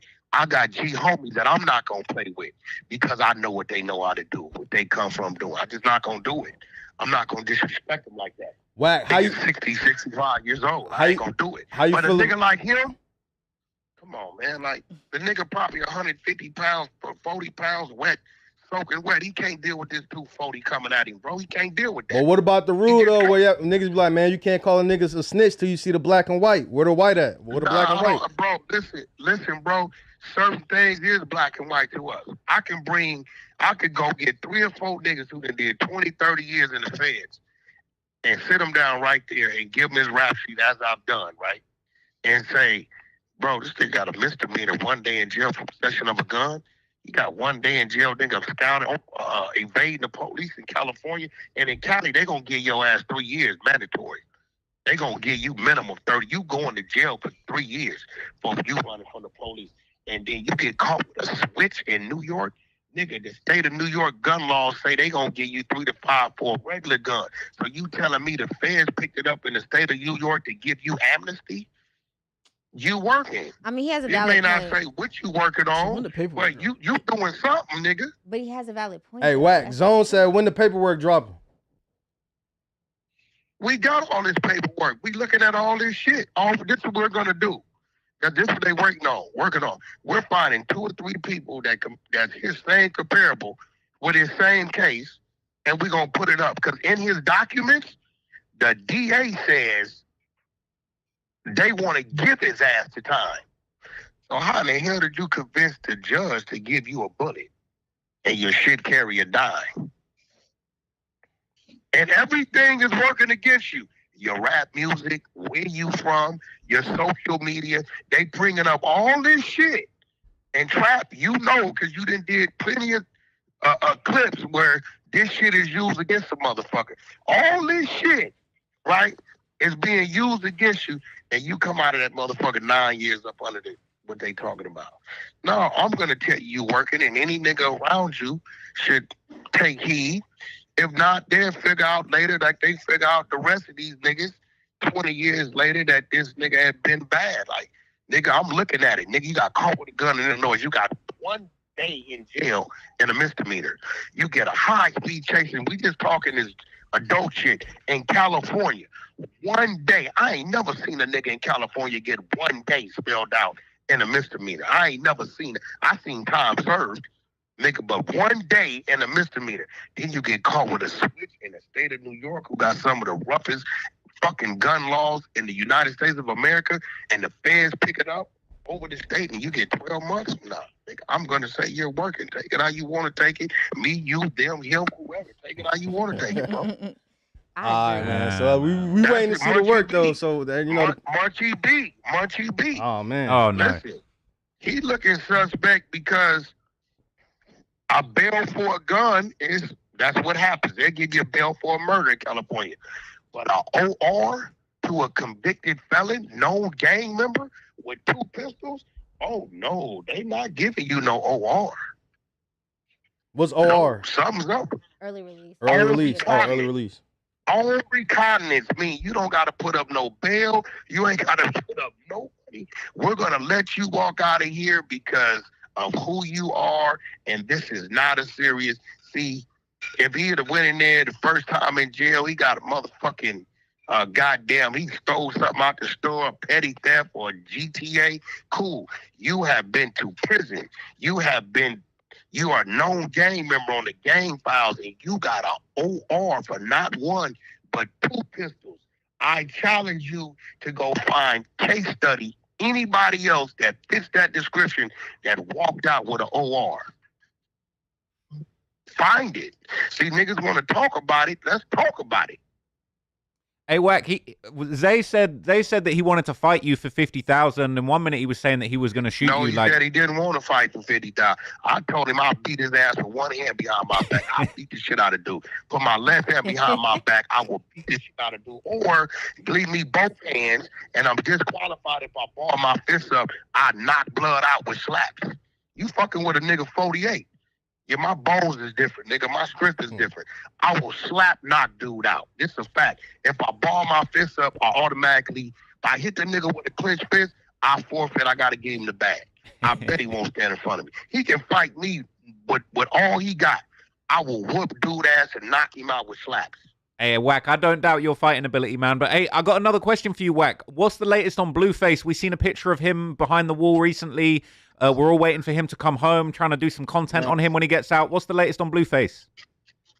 Yeah, it looked like, we still looking like November. But in California State Penitentiary, man, I tell people, you know what I'm saying? You ain't out till you get on the other side of that gate. I done seen niggas catch life the day before, get unalived the morning before, right? So as of right now, he got a November release date. But, I'm keeping my fingers crossed because he was supposed to have been home March of 2024. In July 2024, then June of 2025, and now we in November. You get what I'm saying? That's the life when you from somewhere and you somebody and you in CDC. So race riots happen, beef happen, deaths happen, shit be happening. So as of right now, if everything goes well, he'll be home November. That's good to hear, man. I got to meet with Birdman this Saturday to ink his deal and lock his deal in. I got a boxing deal already done. And Trap, I talked to you about some things we want to do. So as of right now, he's in November. So shit, that sounds amazing, man. I'm gonna keep my fingers crossed. I'm excited. Right, we waiting for Blueface touchdown. I'm gonna hit your line, Wack. All right.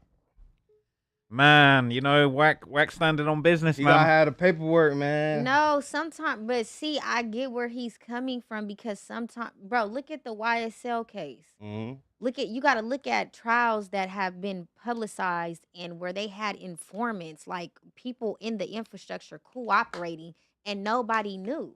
They weren't even in the, like, you know what I'm saying? Like, but we got all right, so if we didn't see the work from the YSL case, we got to literally see these niggas. It wasn't 4K, maybe 720p, but we were seeing these niggas on video snitching in interrogation rooms. So then it's like, we don't need no black and white. We literally seen that. Well, Zay, we ain't seen no interrogation room. We ain't seen no paperwork. We ain't seen nothing. And we really, Who else calling him a snitch besides Wack like that? I don't even know who dude is. I'm gonna be honest with you. But I'm gonna be honest with you. But I'm sorry. Zay, like man. When Wack comes with his perspective and he gives his take on it, it's like I feel like he took the win in the situation. Why? Because I do the same thing, and then everybody be like, "Oh, Jalise comes with these conspiracy theories. Oh, it's no paperwork. Whoop, whoop, whoop." But every time I said somebody was an informant or somebody was cooperating, it always ended up happening. You just heard Wack say it could be 10 years, 20 years from now. At the end of the day, it's going to surface. Right now, it's not surfacing. Look at Queso Dad. Queso Dad been an informant since the 90s. Yeah, which is crazy. Come on, dude. Like, you can't really go off of paperwork. That's not substantial enough. You got to go off and you just got to peep the scenery. You know what I'm saying? You got to, like, just pay attention. And then it's like, I know somebody in the EBK infrastructure that keeps getting out of jail that I feel like is cooperating, but I can't say too much because they got a strong fan base. You know what I'm saying? Word. So I get where he's coming from. Drop a name. I can't do that. You said I can't do that right now. But listen, just know it's one of them ones that's up there. And it's like, I gotta tap in. Dude, for sure, like what Wack was saying, I can definitely like agree with what he's saying because it's like you don't have to have the paperwork. It's just you just pay attention to the signs. You talk to anybody in Stockton, anybody that goes to Stockton for a violation of probation, repeatedly, they have to at least go see the judge or at least they're either doing a 10-day flash, minimum 3, or they got to see the judge before they're released. Dude don't keep getting released. Dude don't even dress up. So it's like, and this is the third violation of probation. Dude done got caught with slams. Everybody got booked for the slams. Dude ain't got booked for the slams. So it's like, it's just looking suspicious to me. So are you in the middle or are you 100% on Wack's side? I don't know Zay Osama. I don't never even heard of dude. I just said that.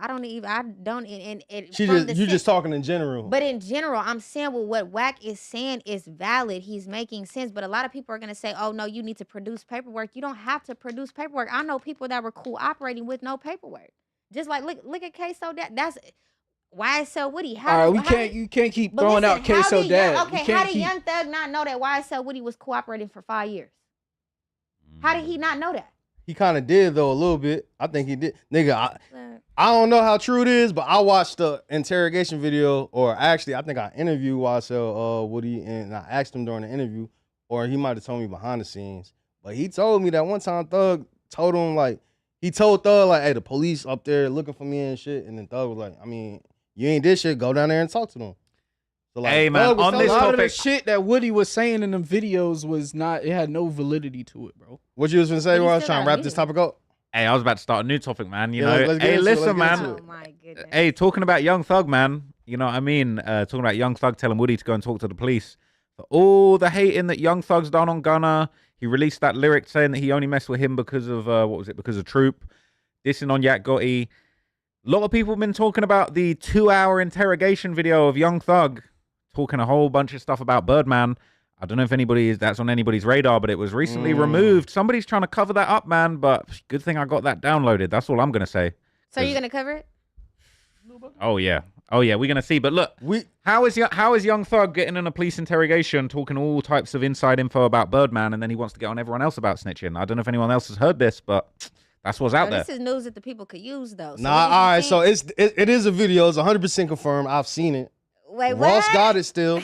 It's out there. They but tried my to thing delete is, it, though, man. I gotta rewatch it again to really see what was being said in the interrogation.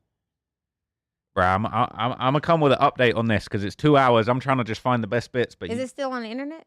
They done taken a few. They've been versions scrubbing of it and They've shit. been scrubbing it hard. Okay, like but that right there is just a red flag. Why are you scrubbing it if it's nothing too high?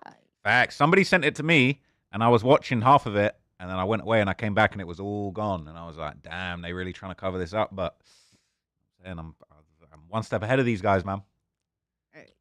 Hey, Ross out here. Hey, Ross dropping bombs, man. That's why we got Ross. We'll see. When Ross put it out, we'll talk about it more. Because, like, I ain't going to say much until I rewatch it. But I definitely seen it was an old clip from a minute ago. It used to be online. Like, someone probably still got it somewhere. But, hey, Ross got the hard copy. Yeah, I got the So we're gonna see what was going on. That might have to be your next video, Ross. That has to be the next video. You know what? That's the plan, but it's like it's so long and I want to break it down so perfectly that like I've basically had it and I've just been working on it in the background. Yeah. Like I don't want to rush it. But Another big topic, man. I don't think we can show any clips related to this, but we're definitely going to talk about it, man. The Young Dolph murder trial is currently underway. Star witness Cornelia Smith has apparently confirmed that Yo Gotti's brother, Big Jook, paid for the hit on Young Dolph. Allegedly, that's what he's alleging, okay? And apparently, CMG, the Cocaine Music Group, or I think they changed it to the Creative Music Group when things got a little bit hot, they are paying for the lawyer after he got arrested. Now, Big Jook is Yo Gotti's brother. He unfortunately lost his life after a funeral in Memphis last year. But the question a lot of people are asking is, do you think Yo Gotti will eventually be picked up over this crime? But even more importantly, I don't know if anybody's seen, but the actual surveillance footage of the shooting of Young Dolph has been released in the trial. It was incredibly sad, man. Big fan of Young Dolph. And to see the way that he went out, I thought it was just super tragic. So I just want to know if you guys are tapped in with the trial, what you think of the whole Yo Gotti situation. And, it seems like there's definitely some telling going on, man. Definitely some telling. We watching it in 4K. The nigga Cornelius, he done took the stand or he done snitched. Like, we literally, even his girlfriend snitched on him. Like, I seen her today or yesterday. She literally giving up the location and saying everything what she was told to do, and she throwing him underneath the bus. So she's cooperating. She's 100% cooperating. She's not showing her face, but like there's news clips of her literally right there. Scroll up to the right. Right there. They have that's one of the girlfriends. I think Cornelia Smith, that's his girlfriend. And she linked up with them right after they did it. And she's on here just spilling the beans, giving out all the information she knows. We can listen to this right quick if you want. Let's check this out. The Mazda CX-5 has Free promo. Who wants to buy a Mazda, man? more to inspire you. More. Hernandez Govan's trial has wrapped. A shorter day than day one, but the witnesses who were called to the stand gave shocking testimonies. Action News 5's Imani Williams is following the trial gavel to gavel. She has the latest from inside the courtroom today. Shocking testimony on day 2 of Hernandez Govan's trial. The link between Govan and Cornelia Smith, one witness says, is Yo Gotti's brother. Angela Arnold, the girlfriend of Cornelius Smith, the man who says he was one of the 2 shooters that killed rapper Young Dolph, took the stand. Day 1 of the trial, tension between PRE and CMG was established. Day 2, Arnold said Anthony Jook Mims was the top of the chain when it came to the bounty on Dolph, owner of the record label PRE. Jook was the number 2 at CMG and Yo Gotti's brother. He said it came from Jook. Jook being who? Because we want to make sure we're talking about the same Jew. Unfortunately, there's more than one Jew. CMG meaning Yo Gotti's brother, Jew? Yeah. This, a big turning point in the second day of the trial. Multiple people took the stand. Arnold, a Tennessee Bureau of Investigation agent, a retired MPD investigator who was the lead on the Young Dolph homicide investigation, and a current MPD sergeant in the gang unit. The defense questioned if Jook was ever investigated before he was killed. They talked about Mr. Govan here. They talked about Jook, and we can quibble about who's in charge or whose house or who whatever. But clearly, Jook was a suspect in this case. Yes. But he was never followed up with at all by Memphis Police Department at any point in this investigation, even though he died 2.5 years later. Cell phone data took up a large portion of the second half of the day. The prosecution asked one detective who was talking to who the most when you look at the data. They communicate more to Govan than with each other. I think that it started as a lot of communications between Govan, but as you saw, as it gets closer to the day of the homicide, those communications then seem to be more between Cornelius Smith and Justin Johnson, and not Govan. Now we're headed to day 3, and witness testimony on both sides could wrap up on Wednesday. Reporting downtown, Imani Williams, Action News 5. Now, Action News 5 has been... So, yeah, it's a lot of telling going on. Even the main shooter, he didn't snitch and said what he said. One interesting thing is, so basically the guy, Donovan Gavin, they're trying to like basically give him they're trying to say he's the guy that orchestrated this whole thing or whatever.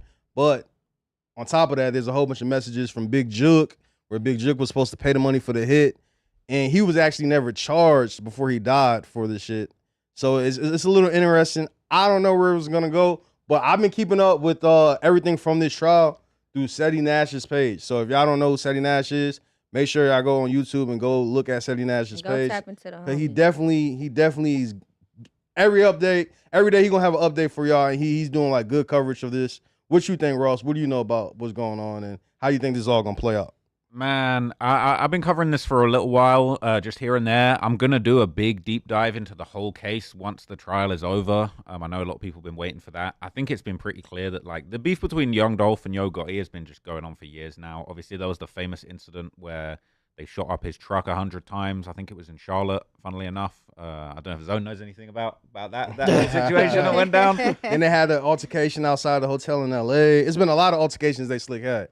Even Yo Gotti, he got shot at recently, not recently, but it was a lot of altercations that happened besides the 100 shot shit. But keep going, my fault. Yeah, I think they've been having a beef for a long time, and at the end of the day, bro, like, it doesn't take a genius to see that these were two rival groups over there that wanted each other dead, and unfortunately, they caught up with Young Dolph and he lost his life. I think it is unfortunate that Big Jook lost his life. Obviously, he was gunned down after a funeral. And, that was a very public assassination, and it was very obvious that was, some kind of revenge for what happened to Young Dolph. The guys in the street would rather leave it in the street and get revenge that way. I think it is a little bit unfair for the family and friends of Young Dolph to not see Big Jook actually get his real justice in court. They're putting these charges on Cornelia Smith, but really the big fish right now is Yo Gotti, and it's highly possible that he's insulated himself enough from the case, from the street business, to basically not be implicated himself. He's not been, specifically named in this trial as far as like being a defendant. He's kept himself out of it, but at the same time, I've no doubt that there's people in the streets that basically, over there that just might want to be taking Yo Gotti out. I'm sure his security budget is through the roof. Man, through the roof. Man, because I'm sitting here thinking, like, what's going on with Yo Gotti? So he's not, he's obviously implemented into the trial, but they're not really saying too much. So, like, there's not going to be any charges brought forth or anything? There wasn't even no charges brought forth towards Big Jook, and his name got mentioned on a hell of a lot in the trial. Like, before he was killed, he was never even charged with any of this. So, Gotti I got to give it to him. They sending the kites. That he sending the kites, and he, bro, I ain't gonna lie, he kind of, I ain't gonna say. He remind me of Yo Gotti. Remind me of Mozzie, bro. Word. I ain't gonna lie, I can see why he signed the dude. They move real strategic and militant. Yeah, when I see Angela Simmons and Yo Gotti break out, I'm like, oh yeah, she must think something going down. Cause at one point there was like the big couple that everybody was happy about, and then they broke up, right? That shit went sour. Yeah. I think it's a lot of street shit going behind the scenes. And Angela Simmons, like, we watched her grow up on TV. Yeah, her dad. So, like, ain't no way she finna be involved with that type of shit. So she got on out of there. But as far as, like, Dolph, if you notice, like, Gotti has been quiet as fuck. Like, he's keeping it strictly music. He ain't even been dropping that much music. He just signed Zillionaire, though. Shout out to Zillionaire. Like, he still got the roster going crazy. But, yeah, I don't know. This is interesting how it's going to play out. They're trying to make Gavin the mastermind behind this shit, when in reality, niggas think it was Big Jook. Shit, I don't know if y'all want me to call Seti Nash. He could probably give more information on this because he's literally been watching everything. I haven't caught up with what's going on from yesterday and today as much, but I don't know how much y'all seen. So with Young Dolph and Yo Gotti, like, what was it? Wasn't it just because, like, Young Dolph went signed to Yo Gotti? Wasn't the beef stemming from that? Like, it wasn't, like, anything, like, it wasn't, like, relating to, like, like, gang politics, right? Well, there's a couple kind of dueling narratives about this, right? Because on the one hand, on the industry side, allegedly Gotti wanted to sign Dolph to his label. Dolph didn't want to do that. He wanted to get his own thing going. He got Paper Route Empire going. There was obviously a lot of jealousy, and then there was a very famous diss song. I think it's called "Don't Play With Me, Play With Your Bitch," where Young Dolph went crazy dissing Yo Gotti and said that he'd slept with his baby mama and that he didn't want to sign to him and called him out. I listened to that song again the other day when I was driving, and I was just like, damn, like, Dolph really cooked Yo Gotti. Like, this is definitely some fighting talk on this song.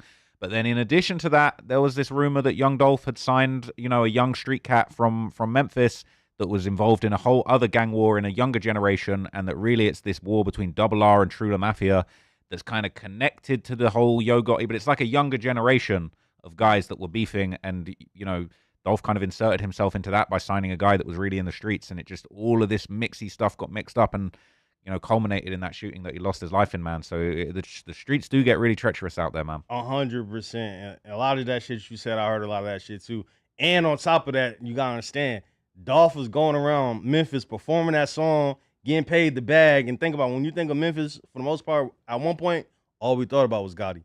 So this was Gotti's first time having a taste of competition. And then on top of that, the nigga didn't want to sign to me. Then he got a diss song. He buzzing around. So I don't know. Shit got tricky behind the scenes. And unfortunately, egotistic. it do sound like some ego shit, but half the time, like it's more than just a nigga didn't sign to you though. Put it like that. It's always some more underlying shit that go on. Like nigga that's didn't. what I'm saying. Yeah, so it has to be more sinister. I see this post going around on Reddit. It basically says the man who was accused of killing young Dolph said that after hearing Yo Gotti's brother had put a 100K hit on any artist from Dolph's label, they didn't care who they were going to catch, but it just so happened that they caught young Dolph as the head honcho of the label, which just goes to show you how crazy and how ruthless they were being. They were basically saying, yo, we want to kill anyone from Paper Route. Like, anybody from the label, we'll take anybody, and it could have been young Dolph, could have been Key Glock, could have been these younger guys involved in the streets. And unfortunately, I think that one of the saddest things from this is, like, we saw young Dolph getting killed at this cookie shop. I think he was with his brother, but, like, he rolling around in cars with custom wraps, people knowing what cars he drives. Like, realistically, no disrespect, but he probably wasn't moving as militant as he should have been in those streets. Especially with the rap car. That's why. I interviewed Kenny Money the other day. He signed the Paper Route Empire, like been around Dolph, and that's what I was talking to him about the other day. I'm like, so how normal is it for Dolph just to be riding around in the car that people know him for? And he said that was regular for Dolph. And it so happened that the dudes, Cornelius Smith and then Justin Johnson, like they broke down. Like one of the dudes, Cornelius, he's been snitching and shit, and he just said they just so happened to run into Dolph. Like they just driving around and just happened to see the car. Didn't they say that Dolph wasn't in like a area he wasn't supposed to be in type shit? No, he was. Like he was familiar with that area. He's familiar with that area. Yeah, so he felt comfortable being there. That's why he's riding around. But it just also goes to show you that like niggas is just riding around looking for niggas. Yeah. So niggas just waking up like on time and then on that, and then just happen to seen a nigga car and then that same car wrap, like you recognize like, oh, that's Dolph, and they made it easy. But that's all what I'm his saying. cars was wrapped there. But my thing is like, if you know and you got all this motion or shit going on in this, why would you make it that easy? Like you making it way too easy for niggas to spot. That was crazy to me. It's like you made it way too easy for niggas to spot you if you got all this shit going on. I would never be in a car that everyone knows. Right. No, I agree, and I feel like he for sure should have been moving more militant. It's just a tragic situation though, because when you think about like the backstory is like, was it that deep? Did it have to get that deep? If there wasn't any bloodshed prior to it, right? Hey, I got some extra news on here, man, that wasn't on the list, but I feel like this is definitely something that needs to be talked about, man. This is a recent post from Pooh Shiesty, man. He should be coming home very soon. We've seen a picture of Pooh Shiesty behind the wall, Mr. Back in Blood. He had it turn up for Memphis for a long time, man. One of the hottest, most buzzing artists coming out. Aside from King Von, I feel like nobody had motion like Pooh Shiesty back in like 2019, 2020. This was the guy, man, and they're saying he's going to be home soon. This is a post that he made, and it says, "Hey, man, say, man, that's how you walk till that Lil T down. Shout out to all of the ones who counted me down and not out. The support and love I received on this roller coaster is unmatched. Shout out to all the good men I stomped the yard with like Chris Brown. Shout out to all the other selected few rappers whose name holds weight in these Fed walls. Dear streets, use me as an example of what keeping it solid and standing on wax looks like. Now nobody can fool you or tell you different. Ain't never going, ain't never went. I stamp it. I'm rich as I ever been, lit as I ever been. If you feel me, kill me, the biggest get back." So Pooh Shiesty about to make a huge comeback, man. The rap game needs Pooh Shiesty back, man. We need this motion back in the game, man, for sure. What do you guys think? Are we excited to see Pooh Shiesty back out here? Man, that nigga finna get sent back talking like that. I ain't gonna lie. I think he on a timer talking like that. Like, bro, usually, all right, so it's Free Shiesty. I fought with his music. Like, bro, definitely, like, before he went to jail, besides, it was Von, him, and Dirk, like, and Drake at the time, too, because Drake had that one song, but, like, them niggas running the shit. So, I'm interested to see, because, like, usually when niggas get out of jail, they come back out a little different. Them niggas be institutionalized, a little timid and shit. So, I am interested to see his return and see, like, can he get... he's gonna bounce back? Free... Music-wise, he always had the music, but I don't know if he, like, how he talking in that caption and shit, it sounds like he finna be on timing. Like, so you think he gonna fall victim? And I hope not, because, like, even, like, EBK, like, that nigga get out of jail and he get right back on timing. So, hopefully a nigga learn and bumped his head and he gonna sit out and play things smarter But like, I don't know. So you saying Pooh Shiesty was on that? Pooh Shiesty definitely was on that. Did you see the video? Free the Shiesty, When man, that in bro. Florida? And with the Lamborghini or Yeah, whatever in the in bag, Florida, it just yeah, be in Florida. just miscellaneous shit like that. It's like, man, come on, bro. He just need to get out and move a lot more different. There was too many incidents of him getting caught up in hella street shit going on. Nigga was shooting in the club, the Lamborghini situation. It was just too much. He was too rich, too lit to be doing all that. So free the Shiesty, man. He just need to. But sometimes move rappers better. look rich and they're not rich. Shiesty, Nah, was Shiesty had definitely- some money, man. That Shiesty nigga definitely had the bag. Man, that nigga was getting tour money. Him and Dirk at the time, they had like the hottest song out. Them niggas was going back to back. Nigga, I know he was able to go and perform that. What's the shit? Back in Blood. Back in Blood.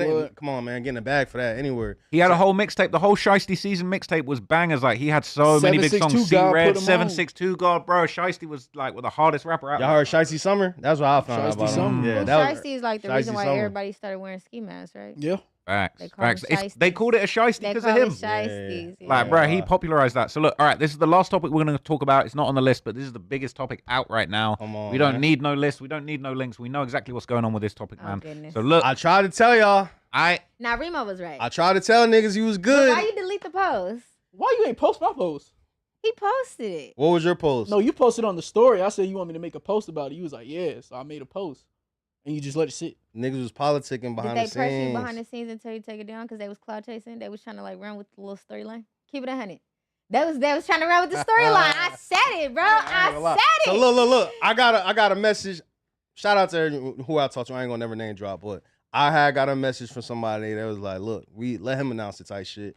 And I ain't gonna stand on it. If nigga, that's what y'all wanna do, sure. You know what I'm saying? But it was something like that. I already said it. You throwing darts in the right direction. But I was telling niggas, you know, I made the video. I was like, yo, he ain't get shot. I'm hearing that he good. But before I even said that, it was already all over the internet that, Yeah, you it know, was viral. Q50 had got shot in St. Louis.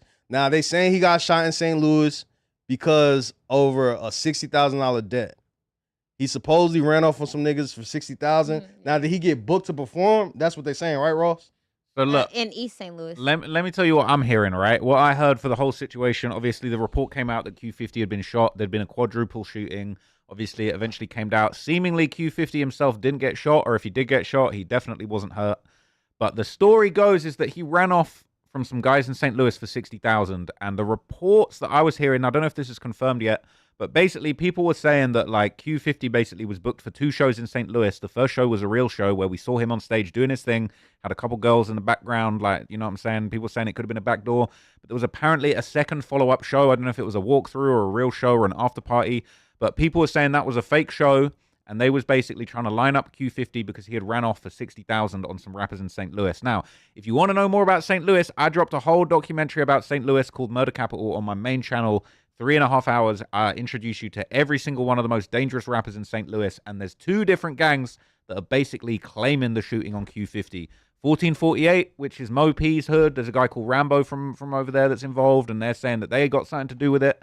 And then CTS, Lil Wick. If you know him, he's the white demon that caught a body and beat it in St. Louis. He's done a No Jumper interview before. But a bunch of people in St. Louis were claiming the drill. A bunch of people were saying they got Q50. They were thinking that he was dead at a certain point. And pretty much he trolled everybody and he popped out on Instagram, man. Let me pull up the Instagram because he popped out doing that I'm still alive. Hey, he basically did. Bruh, Yo, because everyone thought it was over with. It went from he shot to he's dead and in critical condition. Like, come on, it was a whole bunch. And I'm like, Ross. Yo. 1448 and CTS clicked up, right? I mean, I think there is like a connection between them, but it's like it's not clicked up. Like 1448 is like 2 hoods that already clicked up, like 14 Jects and the 48 Shreve. So it's like they're clicked up in 1448, and I think there's guys from CTS and 1448 that are cool, but I don't think that's officially like they're properly linked up. But like I think they be connected, and they're all claiming this thing, and I don't know whether it's something where they was all involved or whether it was something where it was like one group did it and then the other group are kind of like, I'll be honest, I low-key feel like CTS Lil Wick was claiming it so hard that low-key made me think maybe he didn't have anything to do it, right? Because there's no way you on there saying all that shit that you saying if y'all connected to it. So are you guys saying that like they like, so it was basically like a back door, like they made it seem like he had a booking and he didn't have a booking, but did they really shoot at his vehicle, like whatever car he was in? Well, that's the thing. That hasn't been confirmed, right? That hasn't been confirmed. There was a video going around of a car being shot at that it looked like the same car. It was a black Cadillac Escalade, the same car that ended up at the hospital. But then there's been people saying that all of the footage, even the pic of the car crashed at the hospital, is fake as well. So I've not seen full-blown confirmation of anything. But at the same time, I think the shooting really did happen. But the one thing that was confusing a lot of people is there wasn't like a local news article on the shooting. And that's got people thinking that the whole thing was cap. That was a story. That was a skit. That was a skit. That was a storyline. That was just a way to boost him up. That's why they saying St. Louis look kind of bad right now because it's like they claiming all this work and it's not there's even, no so proof. It was never ever like covered on the local news. That's what they were It saying. was put out on Reddit by a person, and then everybody ran with it. Everyone ran with the Everybody runs narrative. with Reddit. Yeah, man, they're saying it's a bad look for St. Louis, but look, St. Louis is serious, all right? 50 because he ran with the storyline, so he might have put it out. He might have created that narrative. We can't say that though, because as far as him creating the narrative, he just woke up to niggas saying he was shot. Man, what? He woke up to niggas saying You he know was how shot. many rappers and bloggers create narratives and put together? Come on, stop playing with me. 100%. But when you from Chicago, that's a narrative that happens a lot. So As I long don't. as he popped out within the first 24 hours, it wasn't gonna look like he was a weirdo, like that one dude from Louisiana. That tried to make everybody say he died or he was. Oh yeah, and then the nigga popped out, and everyone. Now everybody looking at him like he a cornball. But Q50 ain't. He never said he got shot. He never made. But he went idle though, and the whole time he was like, he knew he was okay. He knew that he never got shot at. So why didn't he just come out? Now when it happened with Big Sad, what happened with Big Sad? He came out instantly, like fake news. If you got a good professional team or a team around you, bro. I mean, bro. I feel like the big sad thing was a play. All right, which part of it? Did you talk about the snitching shit? No, the big no, not that. What y'all talking When they said he died. When he said he died. Oh, when he died. I feel like that was a play, and I swear, like the first person I see post it was Flacco. I don't feel like it was a play because he debunked it within like 30 minutes. Yeah, but it's like he got a little motion, and then he debunked it. But no. He was He didn't getting do what posted Q50 everywhere. did. Q50 went the whole day and then debunked it. I'm gonna say it wasn't a play on Flacco behalf because we was all in the group chat trying to figure it out, and Flacco was in that bitch trying to figure it out if that nigga was dead too. Now Flacco, he might run with the news first and not have it figured out and just throw it out there. But I don't think Flacco was in on it, and honestly, I don't think Q50 was doing the play. I think this dude right here, like, thought nigga, I don't know. This dude ran the play, and who was the person that made this first video? This is where all this shit started from. This Jerome guy, right? What's the name right there? Yeah, Jerome. Like this was one of the first posts about it, but at the same time, I feel like this looking real. Like to me, this looked real. Yeah, it might have happened, but that might have not happened that day. And there's multiple pictures of this. It's a black Cadillac Escalade with the rear tires blown out, and it's crashed into the front of the. But how many people have drivers? How many people drive those cars? That's true. Those cars are all over LA, all over the Bay. You know, all over Florida. I feel like he probably did really get shot at in St. Louis, and he got the hell out of there straight away. That's just my opinion. It could be all fake, could be all cap, but at the same time, St. Louis is nothing to be played with. I feel like how people were saying the next day, like, oh, St. Louis played themselves. They look soft now. Bro, don't get it twisted. St. Louis is serious, and I think that they definitely did something. Because Q50 said himself, oh, I'm going to slide back. I'm going to get these people. My face is going to be the last thing they see. I think he was serious about this stuff, man. I feel like he was really putting it out there like, yo, these guys did get at me, and I'm going to try and get them back.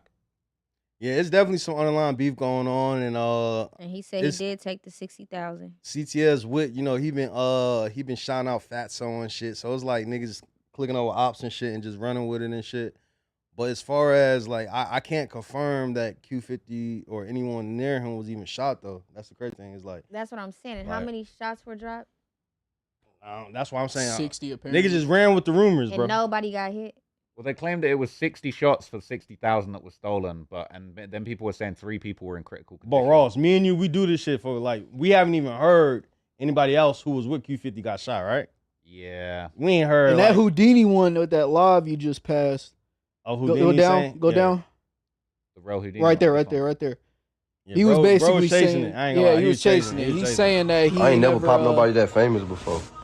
It's my first time. Yeah, I've never popped anyone that famous before. Yeah. He trolling. He know how to. This nigga talking about I work with the feds. What the fuck? I see another one that he posted where he was basically saying like, "Oh man, I got bad aim." Him and Lil Wick was saying, "Oh, you got bad aim, Rel." And then they were scrambling to take that down, and then I couldn't find that clip afterwards. So I do feel like there was something where it was like They felt like they was talking too much. I personally do feel like it went down, but I feel like it didn't go down as serious as people said. Man, I don't know. I think we're gonna find out because I'm finna have them boys up here real soon. I'm not gonna hold you. Houdini, CTS, Wick. Yeah, you need to get them up here ASAP, bro. We need that interview, man. Yeah, now they on the way for sure. I talked to CTS Wick the other day. You need Rambo, 1448. You need Mopey up in here. You need the play-by-play from all of these hoods, man. We finna get the whole St. Louis up here, man. Ross finna put St. Louis on him and Remo. Hey, I'm trying to, man. I shout out to all the St. Louis demons that are in my DMs, man. We're trying to set you up. I'm trying to get you guys on No Jumper and get the interviews. I'm trying to get the city popping, man, because I rock with St. Louis. It's fire music, fire people. But you know what I'm saying? Just let Q50 live, man. Let Q50 live. We love Q50 too. So we know no interstate gang wars. You been seeing this shit with Q50 and Rico Reckless and all them niggas? There's been a little back and forth, Man, right? What? They've been going crazy. Rico Reckless on there talking about some Bloodhound Jeff would still be alive if he had better friends, and Vert went on live, and I'm like, damn, them niggas going crazy. That is crazy. But man, look, I feel like we got all the good topics down, man. We at 2:00 now. Is there anything else anybody wants to add? Anything else anybody wants to get across before we wrap it up? Nah, that was this cool little stream, man. Y'all let us know how y'all like with Ross on the boards. It's different, right? It's a little different setup than what we be doing. Hey, hopefully you guys are feeling it, man. This is my first time doing it. I just wanted to give this a go for some fun, to just see how it goes, to learn. I'm trying to learn, like, you know what I'm saying? I might pop out on my own podcast soon, you know what I'm saying? So it's good to get to know how things work. I appreciate No Jumper always giving me the opportunities. Shout out all of the gang in the chat. F the haters, you know what I'm saying? We doing our thing, man. We can never be stopped. But I just want to say appreciate everybody popping out, man. Shout out to Remo, Jaleese, and Big Zone 6 in the building, man. If you guys got anything you want to promote, man, let them know. This nigga was on Mr. Beast. Y'all go watch his Mr. Beast video. Yeah, y'all go watch my Mr. Beast video, bro. Oh, you're working. Human versus Jet, man. Yeah, that nigga working, man. Yeah, he working. He working. When I seen that nigga on Mr. Beast, I'm like, man, pop out, bro. I'm like, oh yeah, you working. So how was it just wrapping it up? What was your experience like working with Mr. Beast and all that? What you can say? So, bro was real cool. I mean, we was there for a long time just to shoot that video. So he had a whole production crew out there at the airport, private airport, and it was a lot of waiting around and shit. So dude was trying to figure out what we was doing and shit, and possibly hours passed by, and then he comes hitting it on the Tesla on the runway, and he hops out the car, and bro was just glowing like he didn't even seem real. What you was competing for? What they had y'all doing? So basically, it was lines, and you basically had to fight against like a jet engine. So whoever made it past won money. Whoever didn't win no money. Or you won? So yeah, you know I won. I ain't, word. I ain't going home with nothing. You crazy? Then nigga, he got a little. When you get a little Mr. Beast back, that hit different, man. That shit do hit different. Mr. Beast put us on one of your shows, man. So them videos y'all see, he do pay. Word. Mr. Beast pays. He will wire that money, and the dude is real genuine and good. Like all these narratives about him, like about the team water donations and shit. Like he's really out here changing stuff. So don't follow anything bad that y'all see about him. He's really a good person. That's what's up. Hey, there you go, we man. need you to stay out the squabbles. Man, I'm trying. Come on, man. That's been another episode of No Jumper News. Make sure y'all like, comment, subscribe. If you ain't subscribed already, what's today? Wednesday? Y'all tap in tomorrow to the Thursday show. We out.